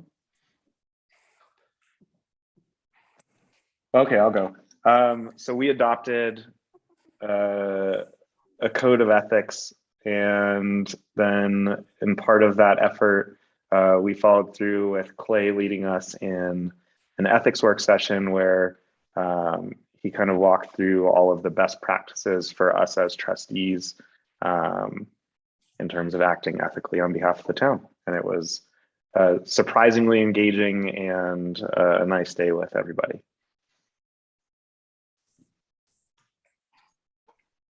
Any other notes? Okay. And then I'd also add, for anyone who didn't join us early this evening, we just had a town-county joint work session that Gloria and Beth coordinated relating to the potential creation of a housing authority. And that's on YouTube, and was a great time to sit down with the county commissioners and Willie and talk through some housing ideas. So that was cool. I've got, if you're finished, Shane. Yep, all done. Well, it's kind of a trustee report, I guess. I actually just want to make sure that we give credit to the fire department for the job they did the other morning, the outstanding job they did, because I think our town would have been in really bad shape had they not responded as quickly as they did and put out the fire on them. We could have lost an entire city block. So credit to them. That was an incredible job they did. So make sure that we mention them. Absolutely. Thank you.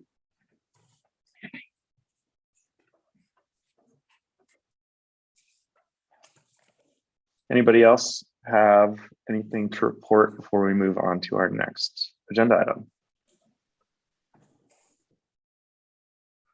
Okay.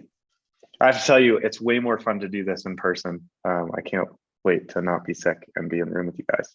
There's like a weird cadence when we're not all there. Continued business 9A, Columbine Park update and direction. And Gloria, is Todd gonna walk us through this, or is he out and you're gonna be? Nope. He is here in the room with us. Look at that, awesome. A short introduction, I was gonna kind of lead up to it. So the process to date has been that the town has approved the original design that was presented to you along with the funding based off the bid of the original design. After a review with the Planning Commission, the suggestion was that we incorporate more historical architecture into the design. Since the design that the Planning Commission requested would cost more, the staff brought it back to the board for consideration before presenting this to the Planning Commission. We didn't want to bring this design to the Planning Commission before the trustees got a chance to see it. Staff is requesting the trustees to help evaluate the two designs with their associated costs and give us direction on how we should proceed. Awesome. Can I add a little back? Yes, please. History as well. So I also wanted to kind of add to this that in the history, you know, we kind of started in the memo and then just now in April of this year, but this goes back way before that. This the board had directed staff to prioritize Columbine Park 2 years ago, something like that. And then I'm not sure the exact date that Todd started working with the architect to develop these plans, but that was quite a while ago as well.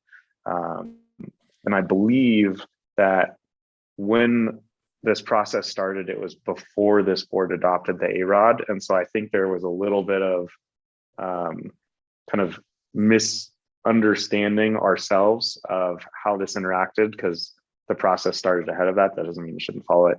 And then one other thing I was thinking about in terms of process that felt a little messy, but when we kind of went back and thought about what exactly is happening, it isn't messy, is that normally like a private party will develop plans with an architect or a builder and then present it to the Planning Commission, which will then make a recommendation to this board.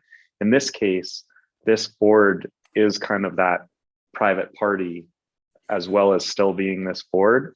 And so the way the process worked, from how I understood it, is the town worked with that architect to develop the plans. This board approved those plans kind of as the client between us and the architect, to then go to the Planning Commission for review, which would then make a recommendation, which would come back to this board, which is a kind of funky position for us to be in, to be, you know, taking the recommendations of the Planning Commission about something that we previously approved, but we're kind of reviewing it in two separate capacities.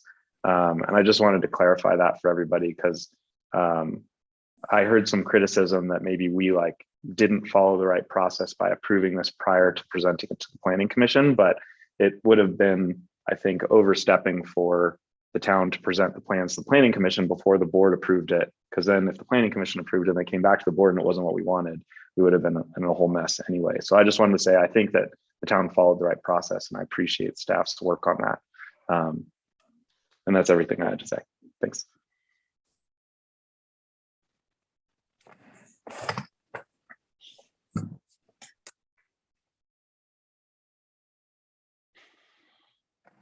And the owl's only looking at Gloria because I can't see who's like on the edge of their seat to talk. I'm actually glad that you brought up the fact that it was the HROD, right? The Historical Review Overlay District Board.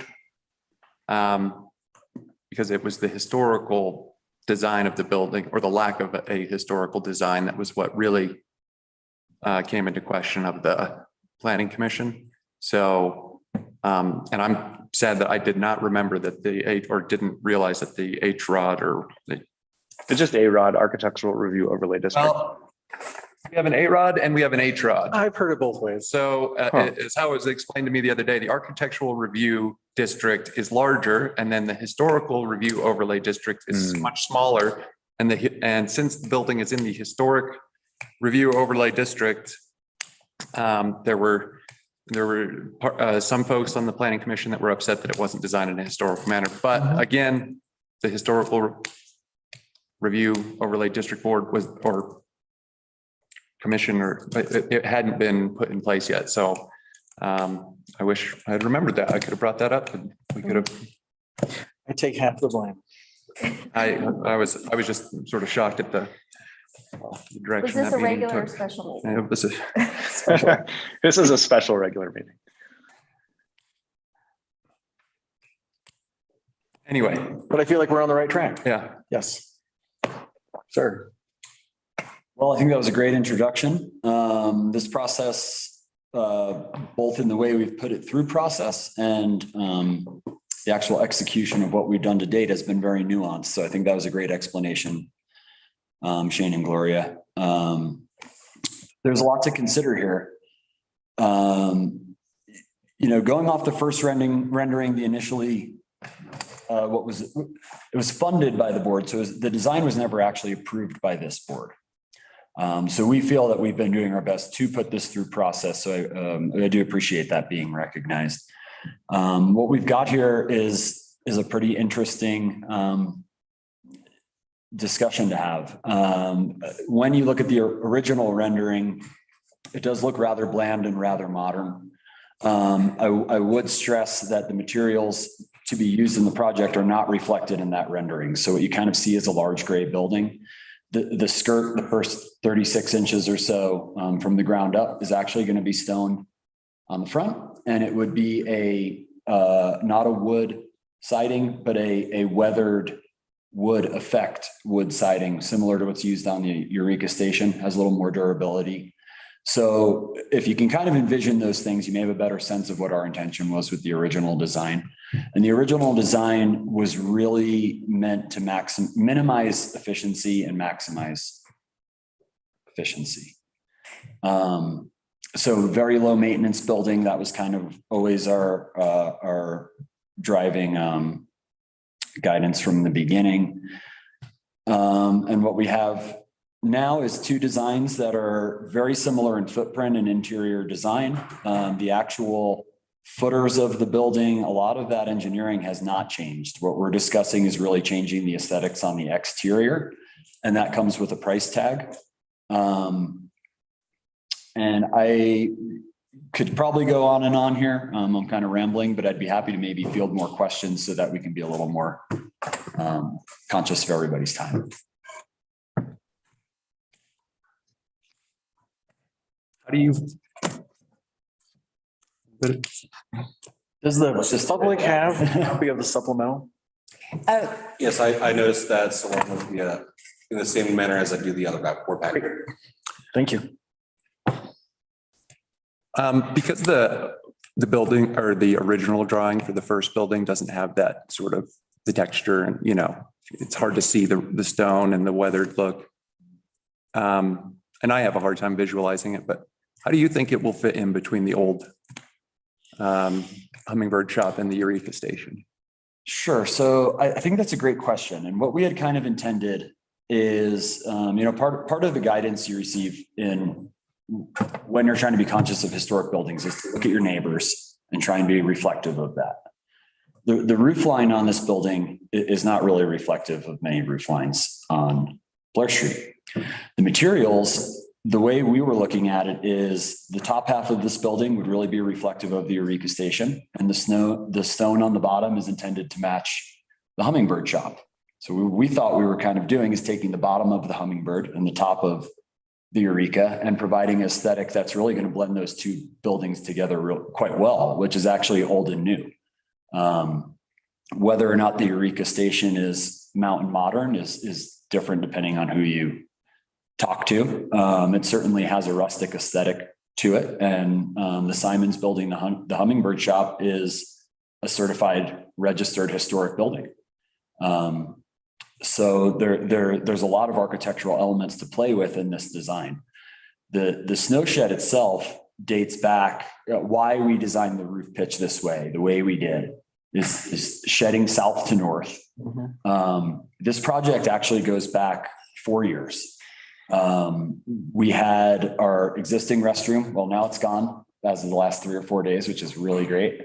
And we had a historic building kind of wedged between the Hummingbird shop and our restroom that we just tore down. And that building started to fall onto the Simons building. It was pulled back sometime in the 80s or 90s with cables to pull it off. And that was kind of what was driving this, was we were really damaging a neighbor's building. So one of the primary goals was to not recreate that same problem for the Simons that they've been dealing with. And I believe their first letter they wrote to the town was over 30 years ago. We looked into covering them with insurance to see if we could do anything to help them. And unfortunately, it was out of its window. If we had filed something 30 years ago on behalf of the Simons, we might have been able to help them out. But the insurance company said, basically, it's been so long, it's been neglected that they just simply couldn't even consider that. So when we start thinking about the impacts on the neighboring buildings, the roof line as designed originally really is what makes practical sense. It's a really long building. A lot of Blair Street buildings shed from Blair Street back towards the alley. That kind of has implications on us because we'd have to build a full 2-story building, which comes with a price tag in itself. So to answer that question, a lot of the aesthetic was selected from the 2 neighboring buildings, or at least to tip our cap to those 2 buildings, even if not 100%. Thanks. And what you see on the updated rendering with the full front facade, that's actually a fake facade. So the same roof line sloping south to north-ish is just hidden behind those walls. It's not a full second story.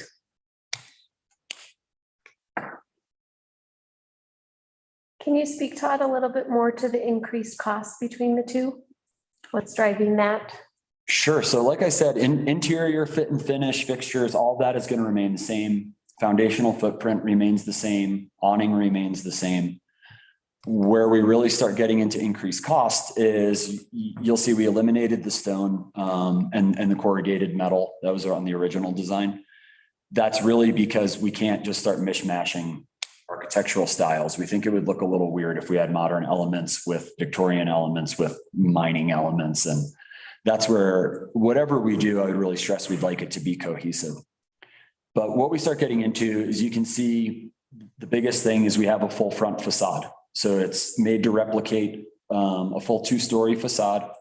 Lots more trim, lots more detailed trim. And when we get into annual maintenance, anyone who's owned a historic building in town knows you got to get in there with like an X-Acto knife or a Dremel, and you got to get in every nook and cranny or your paint's not going to stick. So we've also increased the amount of siding. So we have more siding, more detailed trim, windows that are a little more expensive. They're made to replicate a double hung. As you can see, only the 4 on the south side of the building, only the 4 bottoms of the windows are actually transparent to let light into the restrooms themselves. Everything else is kind of a false, is intended to replicate a full double hung window. But these are really just going to be fixed glass windows that don't open and close, and only the bottoms will actually let light through. So those windows are going to be more expensive, and then the roof trim as well. And that's a lot of it. So, and the full banister in the back as well, on the deck. That stuff requires quite a bit of, it's not quite as simple as throwing up trim. It's a lot more labor intensive to install it. It's a lot more material we need to order, and it's a lot more maintenance. That being said, I think the renderings that Mountain Grain provided to us are very fitting for Blair Street. They did change the awning a little bit to replicate more of like a mining post on the awning. It's got the flares. And, you know, basically if you were to kind of look from the south of this building and cut off the whole front 60% of it, what you see is, you know, really what looks like any storefront or any building front on Blair Street with the second level deck, and the front was made to replicate that as well. So it almost looks like we have two really compatible buildings, but it comes at a pretty hefty price tag, and we're not exactly sure what the impacts would be on snow loading and stuff like that. Anytime you put a wall up, it just changes the way snow spins around and stuff like that. I apologize if I'm wandering a bit. There's just so much to say about this project. But really the increased cost comes from the additional labor, additional materials, and windows and trim. Thank you.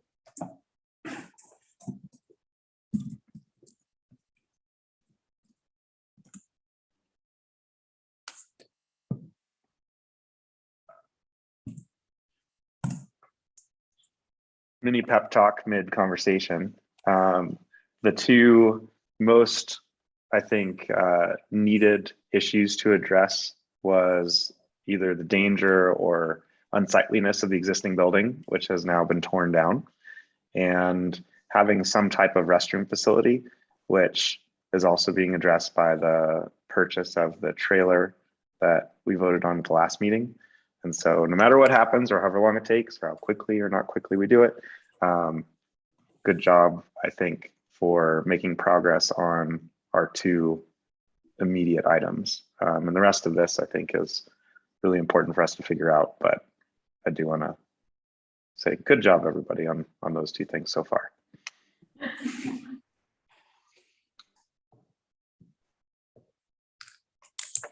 All right. So what do we want to do? I would say I lean towards option A, which is continue with the plan that we have and see what the commission wants to do with it. Yeah, to me, it feels like it matches the buildings around it, and I love arguing historical nuance, but it's not my role as a trustee, and I think that's up to the planning commission, and they can decide on that. I don't think the new facade design with the extra price tag is something I would feel comfortable agreeing to. So I think if it were to go to the planning commission and come back to us with them not liking it, I think we need to go back and redesign something that's going to fit that space with the function of form over function. I feel like in this one specific scenario, it being used as a more or less a public utility would be a one exception for me to put function over form in a HROD or AROD scenario.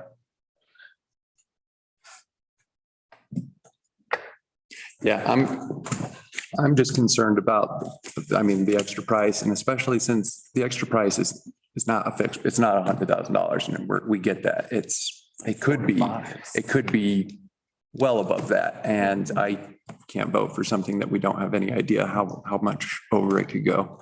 The second one looks great, but without knowing what that cost could become in the future, it's I'm just unable to support it based on the planning commission's suggestion. And now that it's been brought to my attention that the HROD wasn't in existence when these drawings were made, I have a much easier time approving the first building and saying this is we need bathrooms and this is what we can afford. And if I don't think it'll get a lot of support from the planning commission, but I don't know. So for quick clarification, the historic review district has existed long before this. The AROD is what we adopted. Oh, sorry. How far behind will this put us? Going back and forth. We have remained adaptable, and so far we are still on schedule, and it's kind of a miracle. Things have kind of aligned, but we are getting to crunch time here, and I think what we have a cinder block bathroom that predates historic building standards, and we have Old Town Hall which was a historic building. So we have old and new there. And I think that the original rendering was reflective of building a recreation facility and restroom. And I think the second is reflective of trying to tip our cap to Old Town Hall. And the front of the second design is made to replicate Old Town Hall with the archways on both sides on the bottom, et cetera. That is pretty close to what Old Town Hall used to look like, certainly in architectural elements. As far as the timeline goes, I think we could probably still pull off either on the expected timeline, but where we're going to get hung up is in financial approvals and bringing this back to you. I know you guys, if you were to choose option 2, need to know the price tag, and I wasn't able to get it priced out and fully bid. It may even require going back, reevaluating the contract with 9318 or reawarding that bid. So I don't think any of it would derail our target of being open this time next year. But it would keep us in the design and planning phases and structural and architecture for a little bit longer than we had kind of anticipated. And it is with an unknown price tag. We would be somewhat driving blind, or we would have to get these updated figures, get them back to you. And, you know, it would probably be a month before we know which building we're actually building. That being said, I believe we're looking at starting to pour the foundation 2 weeks from now, and that foundation remains the same. So there is a little bit of time for further consideration, but we really do, typically before you pour a foundation, you know what you're building. We're in a bit of a unique situation here where, we're not currently holding it up, but man, it's by the skin of our teeth that we're actually hanging on right now. So. Thank you. But I wouldn't let that cloud, I would recommend that doesn't cloud anyone's judgment. This is going to be here for 40, 50 plus years, and we need to be positive in what we're doing and feel good about it, or feel as good about it as we can. I'm just going to kind of echo what Jordan said. I think it sounds to me, again, getting the history, that the task that Todd was given with was to create a design that would fit on the street, but that really prioritized form and maintenance and utility and economics. And I think, you know, these bathrooms and facilities have already cost more than we expected. And I really do believe in the value of historic preservation, but I'm just wondering if in this case, it might cost the community a little bit too much. Just in the increased cost and increased maintenance. And so, yeah, I think the new renderings, they definitely kind of look more like Blair Street, but kind of what Jordan said, I just feel like tasked with what the community is saying they want and need, I'm not sure that a lot of folks would spend the extra price tag and the increased maintenance over time. And the previous plans were approved by the former board. And I guess my question on process is sort of like, the planning commission is an advisory body and the board of trustees kind of has the ultimate decision-making ability, right? So if we want to move forward, we can. So I'm just thinking this was approved by the board and there's a lot of support for it. I guess I have a question on process then too. Can we move ahead with it if it doesn't fit in under the historical review? Do they actually make recommendations or do they have authority? Clay, is that something you know the answer to? Like, is there teeth to the historic statutes? No, as far as I know, it's just like the AROD, the historical board is an advisory board to the, to the BOT. You guys are the ultimate decision-making power. That said, I think it largely depends on what those recommendations are. If the historical board or the architecture review board comes back and says you're violating, specifically violating these building codes that are in our code, and that would require anybody else to have a variance, then, you know, you might be creating something if they come back and say, well, we don't feel like this is historical, this fits in historically, then you're more into an ideological debate. And so, you know, part of that, their job is to advise you as to whether something is within the, you know, is within the code, is within the building code. And certainly if the original design, which I'm not saying it is or it isn't, somehow doesn't fit or violates a code, you should probably address that. But insofar that it's just the aesthetics of it, then I think, you know, there's a lot more, it's easy, it's more, it's going to be easier for you guys to like reason more discretion there. Lisa Adair has something to add as well. So we're promoting her to panelist right now. Make a clarification here.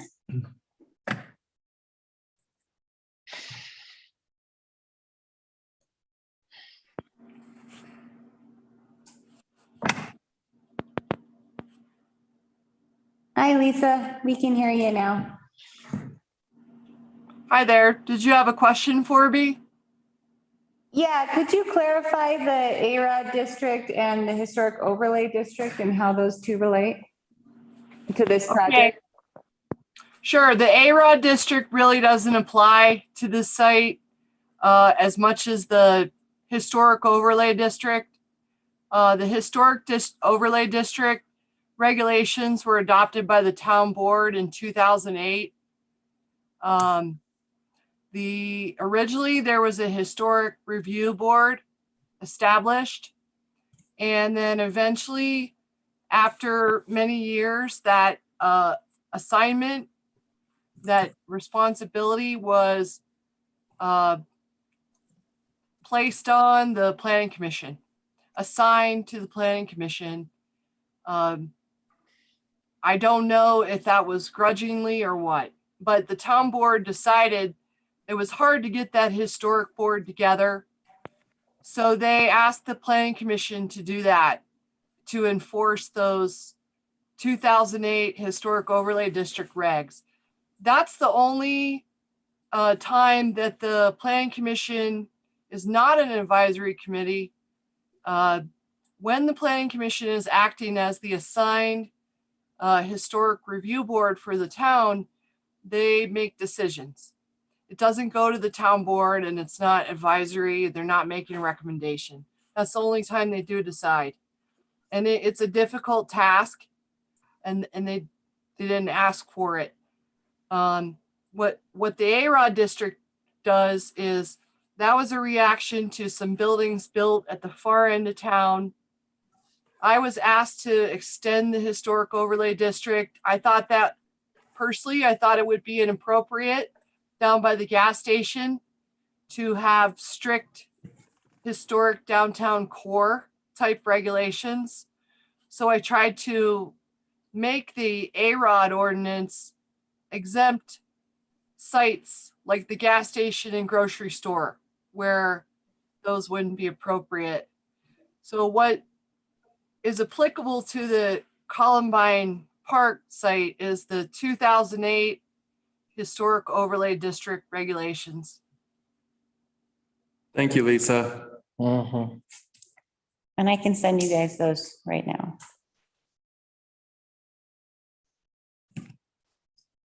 So we haven't yet really heard from Sally, Jim, and Jeff. I've got one.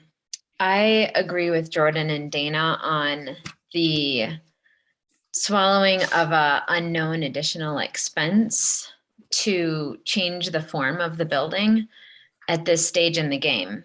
I do agree strongly with historic preservation and historic integrity of the character of the community.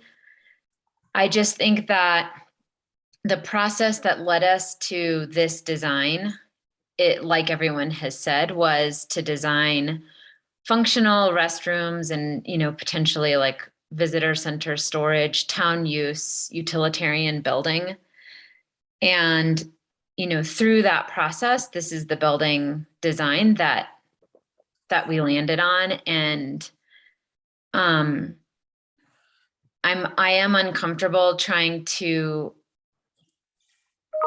approve a cost that in an already sort of costly building that doesn't add function and really just adds to a visual effect.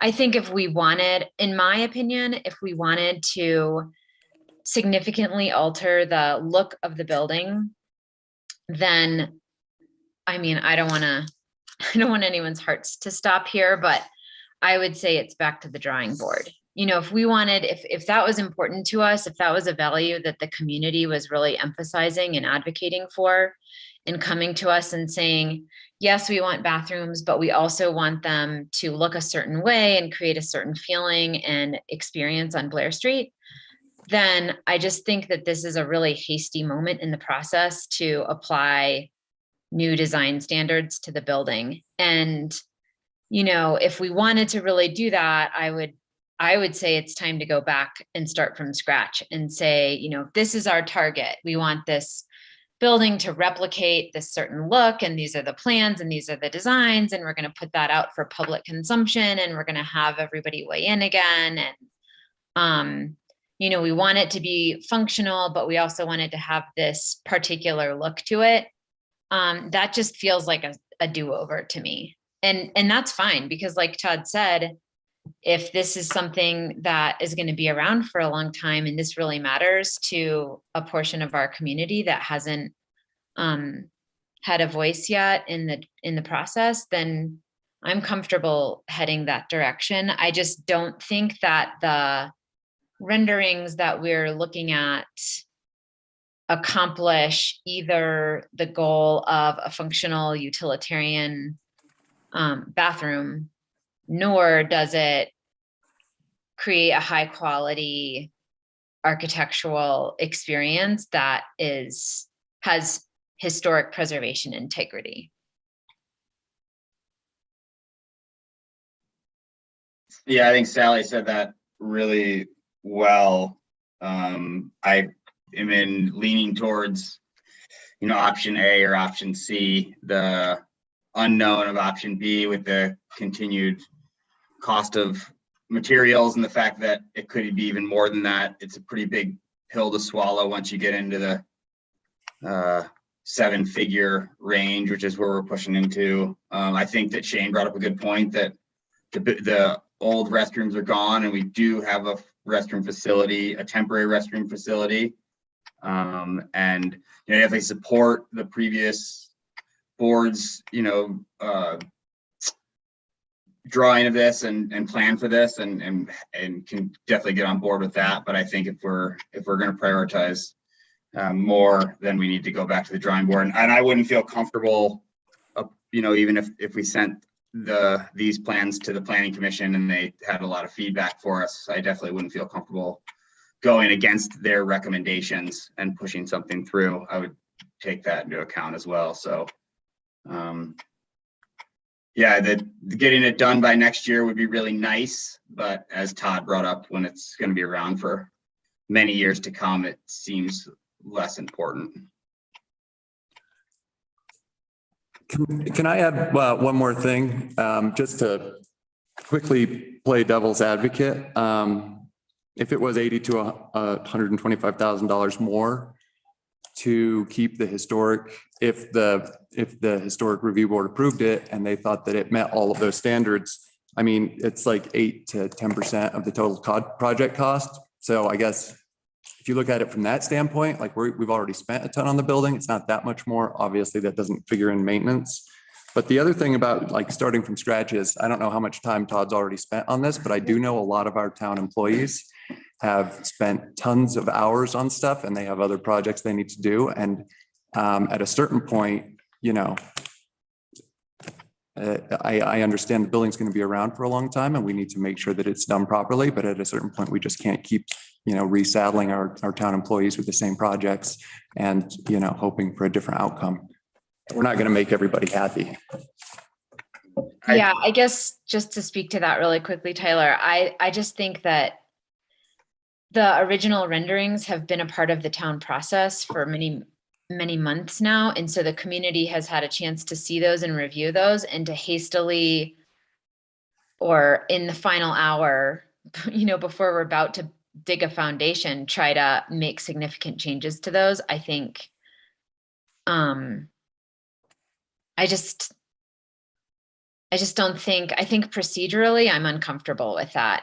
And as well as I am uncomfortable with, regardless of the percentage of the additional cost, it's an unknown. It's just an unknown. And I think with this project, there are other unknowns in prices. And I think we've acknowledged that there's a likelihood that this is going to go over budget as it is. And then adding additionally to risk of going over budget without that having been a part of this long public process is uncomfortable to me. So we know that the community supports these bathrooms. And we know that the community, that investing in bathrooms on Blair Street is something that has been a top priority for a long time. And I really want to acknowledge and listen to that feedback from the community. And I think we all want this, we want to take positive action on behalf of the community, and we want it to work. And I really want it to work.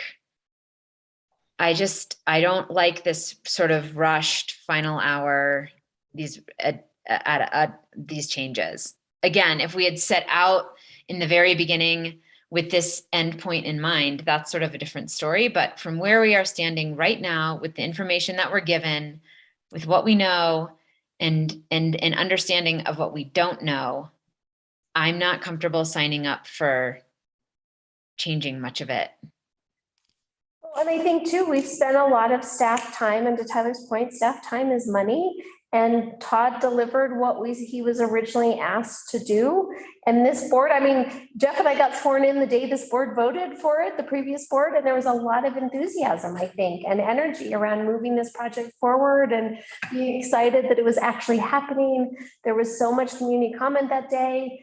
And everybody there had seen these designs, and there wasn't a lot of concerns raised back then. And so it just strikes me that the board and the community seem to have a lot of support for what has been presented.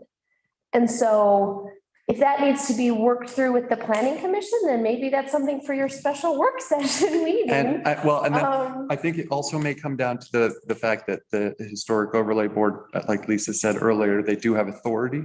And so if they decide not to approve it, then I guess we can't overrule them, is my understanding. No, let's ask about the ordinance, because it says it can be appealed to the Board of Trustees. Clayton would like to speak. And that's my thing. I hear what Lisa's saying, and there is a decision-making power there, but the planning commission, and this is the way the code reads, the planning commission is now what the code reads is historic review committee.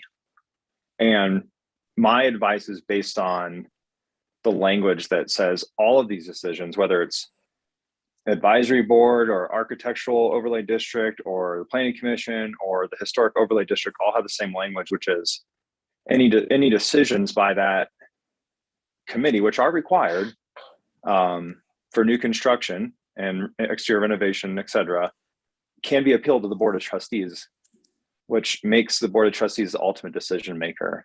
And so insofar that, the Board of Trustees is also kind of the client here, which happens with some P3 projects. It happened in this case based on the process I think was very well described by the mayor and the town manager. That's kind of where you guys are at. If you send it back to planning commission that's acting as a historic review committee and they say, we don't approve it, you can, bring it to the board and override their decision. So I'm not saying they don't have authority, because they do, to approve and disapprove, but there's also an appeal power that's granted to the Board of Trustees in the code. And so to me, that makes you the ultimate decision maker in this case. And so whether we use the term advisory board or not, it doesn't really matter. The end final result is that you have it built into your code that you can pull it up to your level and override a decision by the historic review committee as it's written now. Now, if there's something else historically out there that conflicts with your municipal code that I'm just not aware of, then, you know, I'm of course would look at that and have to either change or research and make a, you know, give possibly different advice. But as it stands right now with your code, you can absolutely override the historical review committee. Thank you. Hey, Jim, lay it on us. What do you think? Well, I have a few points. Thank you. The evening that this came up and came to a head, I argued the nuances and definitely argued for staff and all the time and the effort they had put into it. I got spanked a little bit. That's fine. I like it. I'm used to it. My biggest concern, and I had asked the question and I got a favorable answer, was the first rendering, would it affect the historical status of Blair Street? The answer was no. Plain and simple. That's it. I appreciate the historic overlay district. I appreciate all of it. And Todd's right. It is expensive, really expensive to keep up historic buildings, and we are a historic community. And I'm all for that. But I'm also not for holding a project up that we have previously approved, that we have put time and effort in over months and say years into this thing. I think rendering one is the way to go. It goes with the bandstand, it goes with the rest of it. And more importantly, if we haven't learned anything over the last two meetings with the Planning Commission, it's that just as Todd said, paying homage to the two buildings adjacent on either side is historic preservation, And is the way to go. In the book. It's in the book. And if it's in the book, then it's in the book. Sorry, I read the builder's book. So, yeah, I do not want to hold this up. So whatever that means. I don't want to totally speak for Arlene Simon, the neighbor, but we did just get our dog from her. And I asked her whether she was in favor of the bathrooms or not, or how she felt about it. And obviously from her letter from 30 years ago, her position has not changed. She's still in favor of the bathrooms and as they were presented, if that matters. Awesome. Well, I think this is a really good discussion. I'll give my 2 cents. So I've been barely on board with the project, you know, since the price doubled. But I did vote to support these with the rest of the board because of all of the good points that have been made, because this board supported it, because staff supported it. Staff had invested a lot of time and effort in it.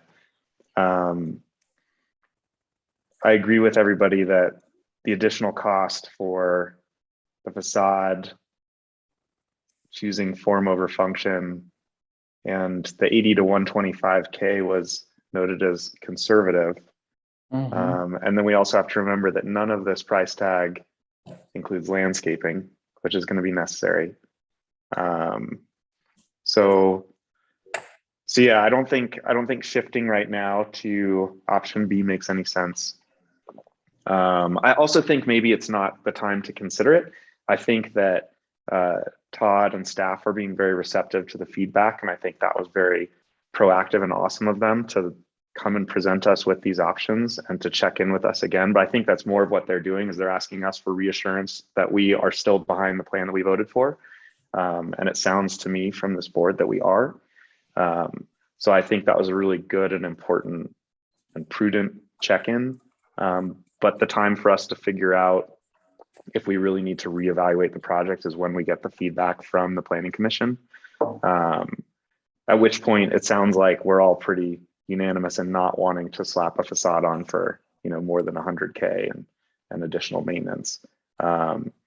My personal preference, if we could go back in time, which we can't, or if we were to get just unanimous, this is a bad idea feedback from the Planning Commission, would be to take a beat and redesign it to be a little bit more aligned historically, aesthetically, but to still choose form, and most importantly, to bring the budget back under $1 million, including landscaping.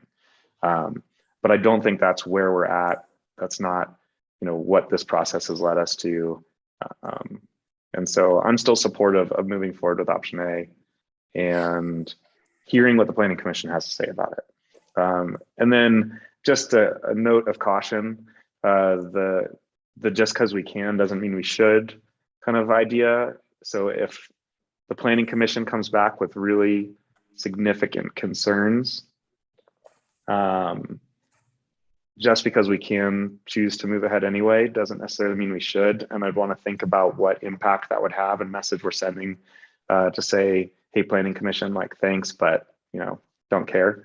So I just want to acknowledge that they serve a really important purpose, and we should take whatever feedback they have really seriously. And that maybe we do end up in a full reevaluation moment, but I don't think we're there right now. And it sounds to me like we'd like to move ahead presenting option A to the Planning Commission. Well, I think if I could just add a procedural thing, I think it just further highlights our need to really finalize our master plan, to review our code, and to get really all of our planning and review processes kind of aligned. So we make sure that we're making it feasible to build the kinds of projects that the community seems to be articulating that they want, while preserving the core of the values that came out in the master planning process and in our historical document. So I just think it highlights the urgency of kind of coalescing all of these things together.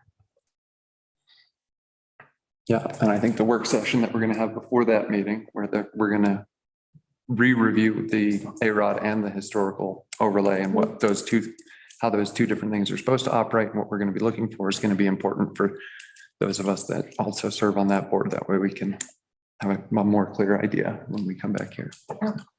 Will you have any of the master plans stuff from Compass Builders or Community Builders for that work session? I mean, I think we can bring it in. I'm not sure if it's the time, but it's a special. Jim's bringing it in. I'm not. See, I'm always in trouble.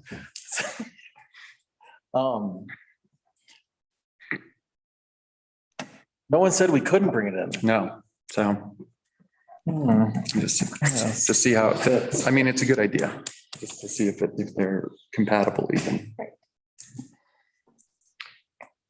So do we want to provide any more specific direction than we support presenting option A to the Planning Commission? The only thing I would add is that is somewhat problematic, to speak back to Jim's point about timeline. We do need to know if we are building a building or not. That we need to know tonight. The footprint will not change, but if the cost could, and if we were to go to the Planning Commission with this building, design A, and they were to recommend a no, the foundation could already be poured by the time that does that and the trustees were to see it again. So that's problematic, just in the sense that if we lose our contractor who's going to pour the foundation, we may lose them for the summer. Without, I'm speculating here, but everybody's on a really tight schedule. Pete Meisel and a lot of the guys involved have carved out the time for this project. So we don't really have the luxury of saying it's got to go back to the board again after it goes to the Planning Commission. So then we can let you know if you pour a foundation and you need to be waiting ready for us. They're kind of scheduled 2 weeks out. So, if we go back to the Planning Commission and they do a special meeting for us, and then the trustees may have to do a special meeting, we may be able to do it in that 2 week period between now and then. But the reality of it is the process doesn't typically move that quickly. And for the Planning Commission to have ample time to review the project and then present it at the next Board of Trustees meeting is kind of the crux of the timeline. So when I said we were on schedule and there weren't really implications, that was assuming we were building a building. If we were to retreat to option C or option D, we may lose that ability to stay on that timeline and our contractors. When we've made commitments. So I think that's super problematic. Like without getting any feedback formally from the planning commission for us to commit to building a building, like that just doesn't sound appropriate to me. Like I think, the best case appropriate process is we push forward with the version that we already approved to the planning commission. And as soon as they say we support this or we don't, we're in a position to say, full steam ahead or not. But I think tonight, if we were to say full steam ahead, regardless of what the planning commission says, then we're just preemptively saying we don't care what the planning commission says. And that's not good. That's a good point, and I want to touch on that because we did talk about having a special meeting so that we wouldn't hold up the process. Have we scheduled that meeting? We couldn't get the plans together quick enough. Every time we change a rendering, Mountain Grain needs some time to go from plan A to plan B. And we had hoped to get that at the last planning committee mission, but we're not changing anything. We're just using the original plans. That's what this board's direction sounded like. Yeah, I didn't mean to present that as an ultimatum. It's more just, it's problematic. But I would say by sending plan A back to the planning commission, I can't speak for them, but they've already seen it and they've already commented on it once. So Unformal, not in a formal fashion though, right? Like we never got formal direction back from the planning commission about this. No, we tabled it. And had, I think, wasn't that correct? And then we gave direction to maybe see if we could Todd could make some changes and then have it come back. It was tabled on the grounds, essentially the direction was I should, meet with Fritz and Bev and some people who have some a wealth of historic knowledge in town and see if we couldn't find a happy medium. And I think option B is the happy medium. That's the best we can do short of restarting the entire design process. Could we schedule a town board special meeting then for after the planning commission special meeting? And then that way, if they say, we totally approve it and we like this, then we can say, all right, we're going to give the final go ahead to do the foundation. But if they say there's just too many problems for us and we don't want to bulldoze them over, then we can say, all right, we need to stop everything so we don't break ground on a foundation that's not going to work. Yeah, we would have to do that within, if we could get a special meet, well, we couldn't do it tomorrow because we wouldn't be able to notice. Notice it. I mean, yeah. So when we had the Parks and Rec committee meeting last week, we suggested that the planning commission tentatively schedule a meeting on Wednesday of this week. Did that not happen? That did not happen. We were waiting at that point, we had just decided we were doing this meeting and we were waiting for direction. But we knew that the result of this meeting was likely to be the suggestion that this go to the planning commission in some form, which is why we suggested it at the committee meeting. Yeah. Oh, well, we didn't do it, so it doesn't matter. Here's where we are. I think procedurally, we would also may just ask direction for the trustees to see this project. Typically, if something goes to the planning commission and it doesn't get recommended, it doesn't come back to this board. So the direction I think this board would be taking is to say we want to send it to the planning commission, but we want to see it back on our agenda regardless of that recommendation. Yeah, I think we're just sort of in this catch-22. If we have final ultimate decision-making authority, but it sounds like we're saying if they really aren't going to approve it, we're going to table it. But if they didn't approve it, it would never come back to us in the first place. And I just heard this whole board say, we think this project should move forward. So we're kind of stuck. But we've also never received actual feedback. So normally, like even if we were to choose to override the planning commission, we would have at least asked them for feedback. They chose to table it thinking that we would see an iteration react, send them something else again. But like, you know, when we get these like conditional approval suggestions from the planning commission, sometimes they have like 20 something conditional approvals. Like just because the conversation stopped at the aesthetic design doesn't mean they don't have a bunch of other really valid potential comments, like things related to setbacks or snow loads or, you know, who knows what else. And we're not benefiting from that, you know, intelligent body, regardless of what their ultimate vote would be. And it seems really imprudent to move forward without getting their full feedback, even if we chose to disregard a good chunk of it relating to the aesthetics. Well, is it possible to do both in tandem? Like to proceed in such a way where we're not looking for approval on the design, but we really do want feedback on some of the points you're making, Shane, that maybe we could still accommodate by moving forward with the foundation? I mean, again, I don't know if this is possible because it could change the architectural rendering. So I don't know. Yeah, I appreciate the creative thinking, but I think that kind of undermines the responsibility of that board.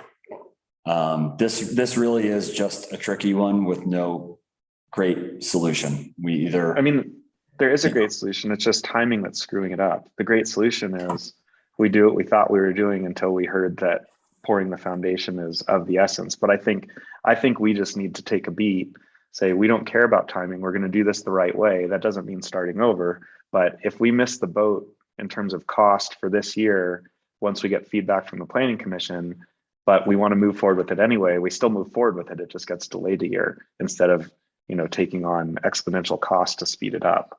But I don't see a way that we act responsibly and say, go ahead with pouring of the foundation before we get planning commission feedback and then get to discuss it. You guys are welcome to disagree with me, but that's how I feel about that.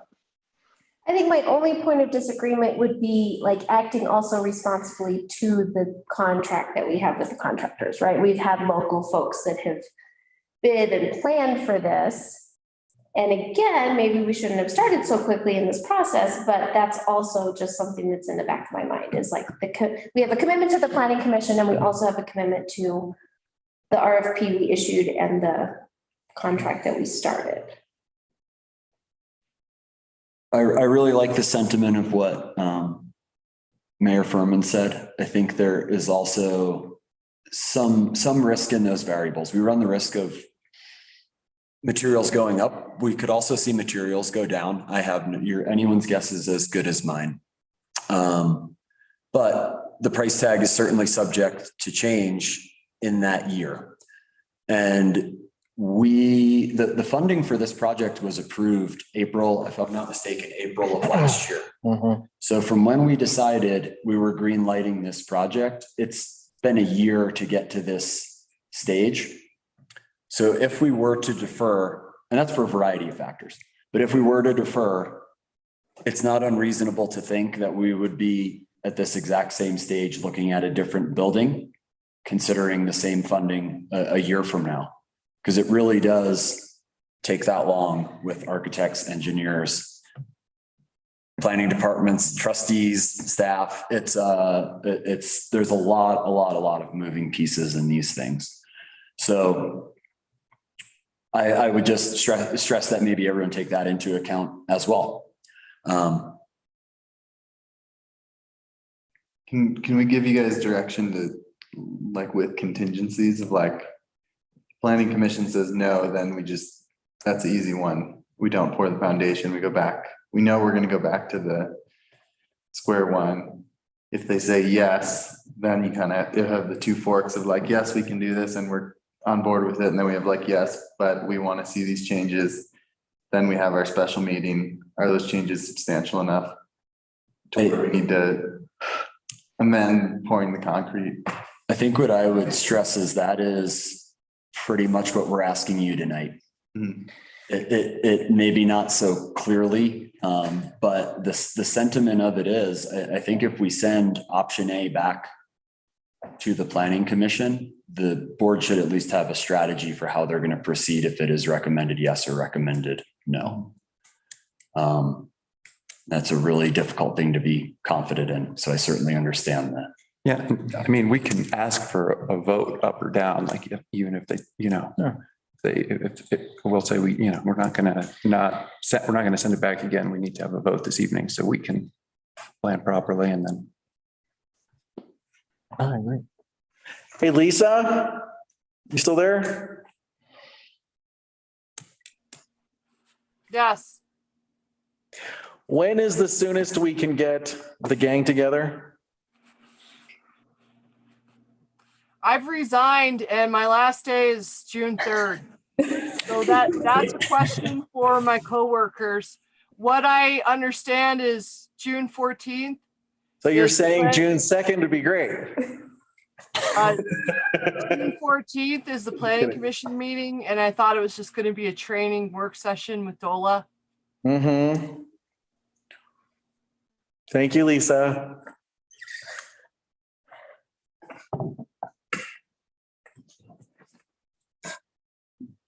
Gloria, when's meeting? I could try and schedule one for Thursday if we needed. Okay. But I don't know if people will make it. Yeah, that's the problem. I would have to go and check with everyone for that. What's the timeline like? If we just say no foundation pouring right now, we're gonna take our time and let them go on their schedule. It has to be a drop dead date. I agree. Totally agree. Yeah, I mean, that's the reality of it. It's not to say we can't go back to the concrete guys and say, hey, can you do it a week later?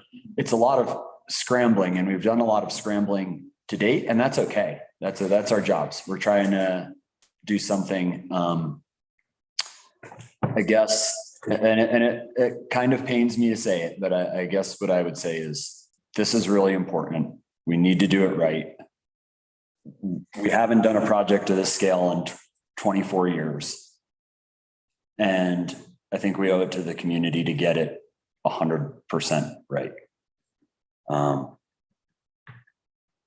That's not to say we can't do that with option A or option B. But we have been on a very frantic timeline for a year to try and pull this off. And I think you guys are all just feeling the pinch of that. And that's how difficult it is to do construction right now. For a variety, there's so many moving parts. So to get those and we've got all the stars aligned for this summer. So to get those all aligned for next summer is certainly a possibility. But I know, Brian Anderson is, I believe he's booking into 2020. So a lot to take into account, but I guess more than anything, what I would stress is like, this is a marquee project for the town, and it's a big project for this board, this new board, and we need to get it right. Yeah, and so if scheduling meetings is getting in the way of getting it right, I think we've got to work out scheduling meetings. That seems like the least of the problems. And I can get with Willie on if he wanted to run one next week. I will be gone, but Willie will be here. But I can't give you guys a date tonight because I don't know. It seems like those dates just need to be set, and then we have to clear our schedule to make it happen. I mean, speaking as someone where that could be like really hard to do, but I think, it does sound like right now the time, what we're trying to do is we're trying to keep a project on schedule. If we're trying to keep a project on schedule, then we need to set meetings that allow for that to happen. If having the planning commission review and offer formal and official feedback to us is important, then we have to make that happen. And those two things, beyond that, it's kind of out of our hands. But I think if we need to have some meetings and we need to get the planning commission's feedback, let's just do that. Let's make that happen.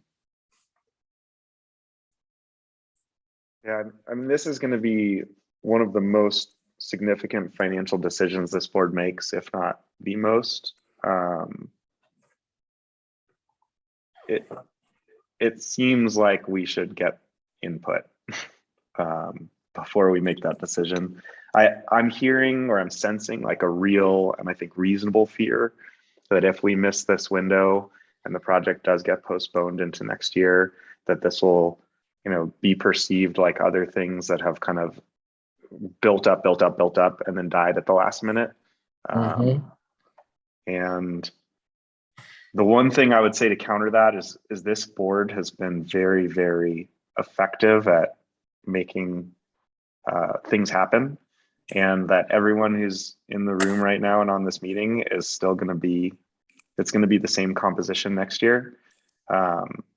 And so I don't have that same fear that if this gets delayed, it means it's dead. Ideally, it doesn't get delayed and we thread the needle and we can have these 2 meetings and still be able to check back in with the concrete guys and get that poured for a reasonable cost on a reasonable timeline. But if we don't, that's unfortunate, but I don't think that means we're not going to do a good job on this project still. And it doesn't change its level of priority relative to our, overall priorities.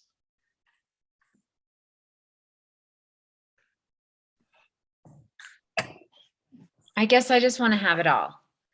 I want to pour the concrete and I want to have all the meetings and I want to get the feedback and know what to do with it. And I would like there to be a way for that to happen. I want it to not be an either or, either we meet or we pour the concrete. I just think there has to be a way to, I think you just said thread the needle, but or, walk this fine line between, I think that because we have long time relationships with all kinds of stakeholders in this project, it is important to connect with the Planning Commission and hear from them, I think. And then, and then we'll know what to do, I think, once we hear. Okay, so I'm going to just quickly summarize where I think we're at. So Gloria is going to try and coordinate a special meeting of the Planning Commission as soon as possible to present option A, which we're giving direction because we've previously approved option A.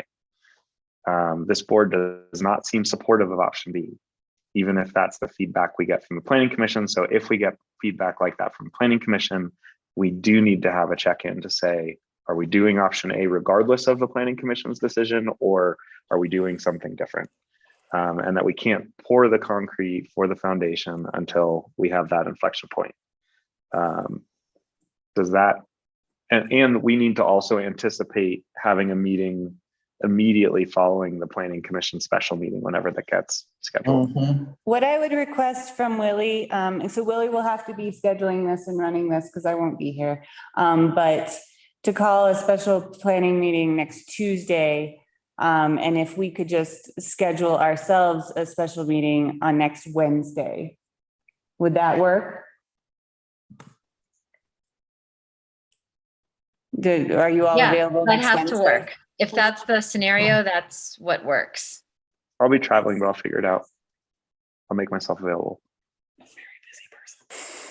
I could potentially go in for a brief time. We're out of town. Okay. Yeah, I won't. Yeah, Jordan and I won't be in town, but the teachers will all be working out of town. But I think we'll just have to figure out a way to call in. To me, that just seems like the only option. Can you guys zoom in or call in? Yeah. Or zoom in or call in or, somehow participate. Yeah. Okay, so I will try and set that up with Willie and hold that time frame for next Wednesday.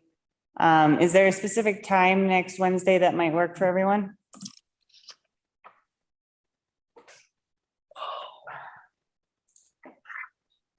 While the How light about is the out? time that Shane is not on the airplane? Yeah, I have no idea. I'll just make it work. Okay. Okay. Would like a 7 o'clock work?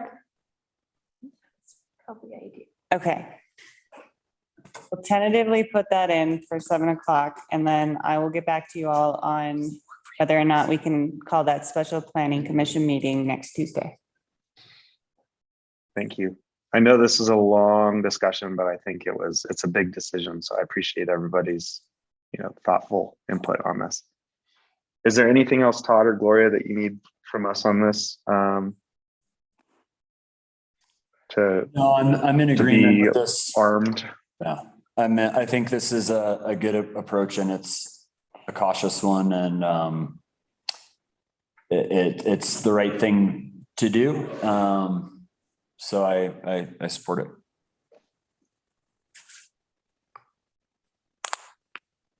And I guess I would just add that I would rather delay a contractor with a relationship we can probably rebuild or potentially reschedule than I would force a project through.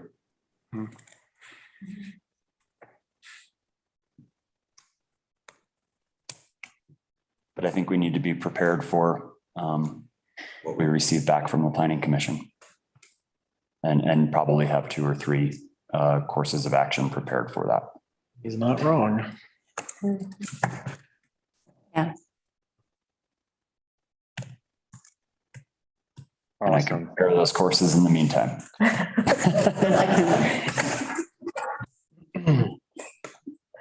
So you all rock. Any other final thoughts from anybody before we move on?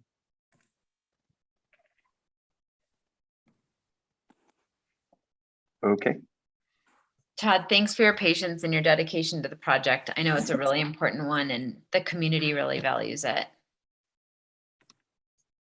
Thank you all. It's been a long haul. We're going to get there one way or another. Well, Back to Beth's squiggly line. Yes. yeah. Good call. Yeah.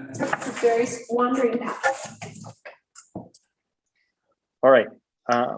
Next item on the agenda, continued business 9B, consideration to conduct second reading of ordinance 2022-04, an ordinance of the town of Silverton for the administrative modification of liquor license premises and the issuance of encroachment permits to facilitate outdoor dining within the town's rights of way and property.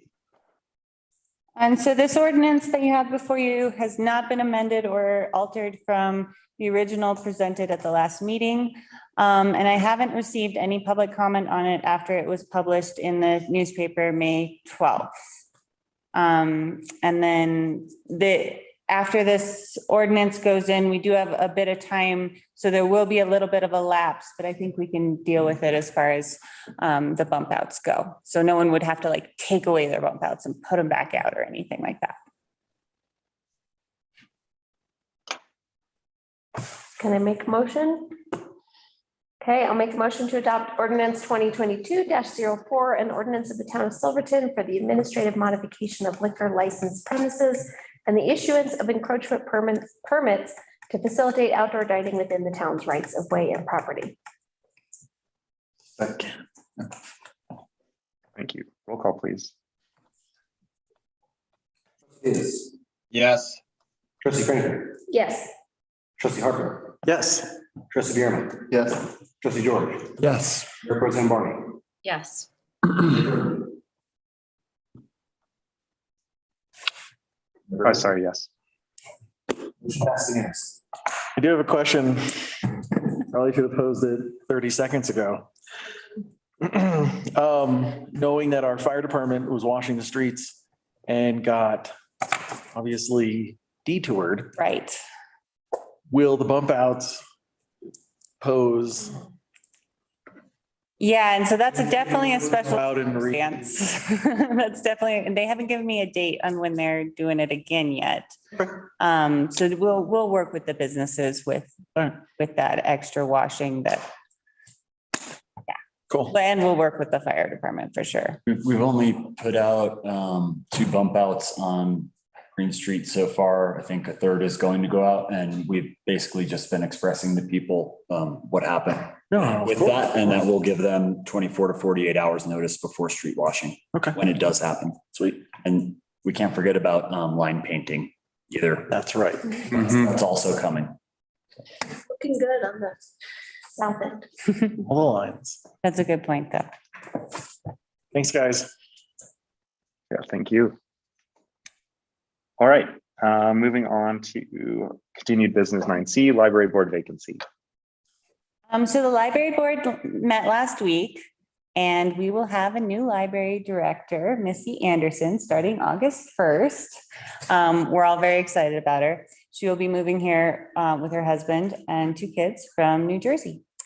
And brings sales rep experience as well as yoga and mindfulness. So we are really looking forward to her joining our community. And then out of the 2 citizens who stepped up to be on the board, the library board recommends appointing Patty Daly. The board meetings are held every month and we will be holding more as the new director comes on board.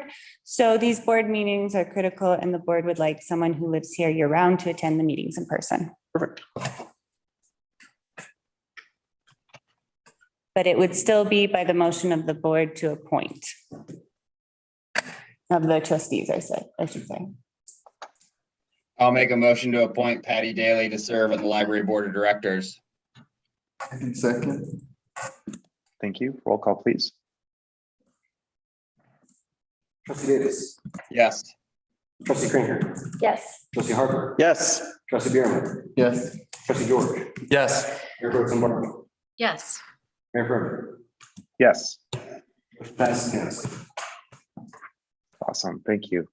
Welcome to the board, Patty. All right.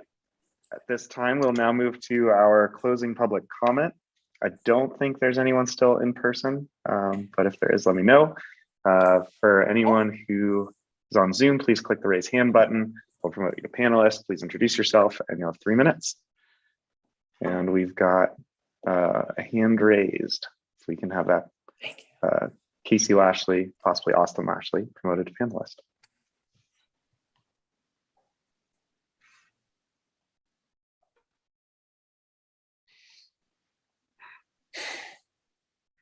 You guys can hear me? Yep. All right. Guys, I understand that the town board has been removed for this process, but this is a process that has affected several businesses and homeowners. I'm speaking about the historic review process regarding the Columbine Park here. I don't think that that's been taken seriously by this town board or the staff. Just a note on professionalism regarding this process. The Planning Commission is a volunteer board, and the conversation that we have, I would consider to be pretty unprofessional by this town staff and board. The Planning Commission is not responsible for reviewing unfinished projects and staying abreast of town politics, nor are they a responsible entity who created these rules. They are only tasked with enforcing them and making the best recommendations for our community and this town board that has tasked them to complete this, these processes. Please remember this in future discussions. If anything, the 2 town board members who sat on the Planning Commission during this process deserve some responsibility for not bringing this forward to the Planning Commission. The Planning Commission also said that they were happy to have an emergency meeting regarding this issue to help put the town forward and prevent any delay. There was never any request submitted by town staff to me as a Planning Commission member for sure. I may not have Gary Davis's attendance record in attending these meetings, but I don't really think that the Planning Commission should be held at fault for not being abreast of this. I wasn't aware until relatively recently, maybe 2 meetings ago, that this project was going to go forward without the historic review process. And I do definitely attend I attend more meetings than most members of the public here. I don't really think that these plans were designed for public viewing before kind of approval and discussion by this board either, but those are discussions we can have later. I just want to say that regarding historic review overlay district and AROD regulations, that you guys should be very careful when you move forward on this project. These projects really are fragile in their enforcement as it is. There really are no teeth to enforce Planning Commission regulations other than town board approval or disapproval of Planning Commission recommendations. And for the town board and town staff to disregard this process really makes regulation and enforcement of historic review overlay and architectural review overlay untenable in the future if this project is approved without going through the proper process. So far as the town, there's still some issues that haven't been followed as far as this goes. There are notices that are supposed to go out to the neighbors and other approvals that haven't happened here.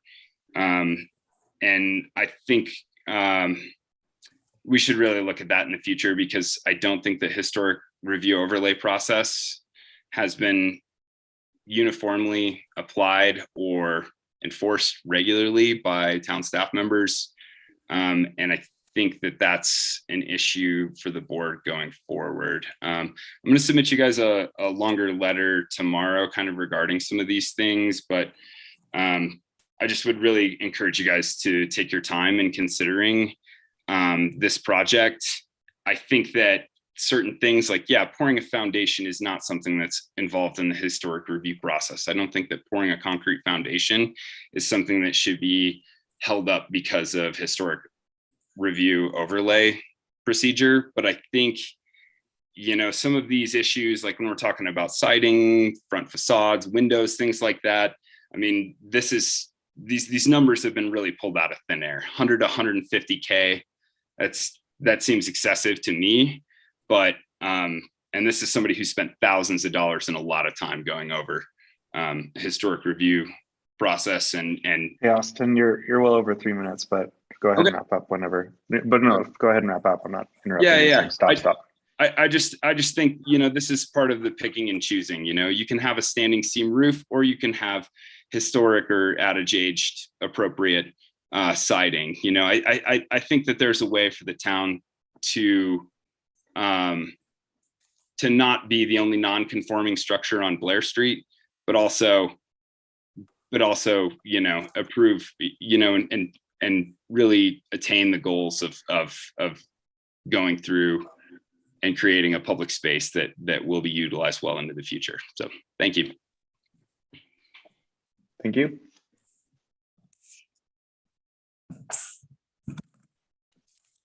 I do not see any other public comment at this time, so we'll go ahead and close public comment.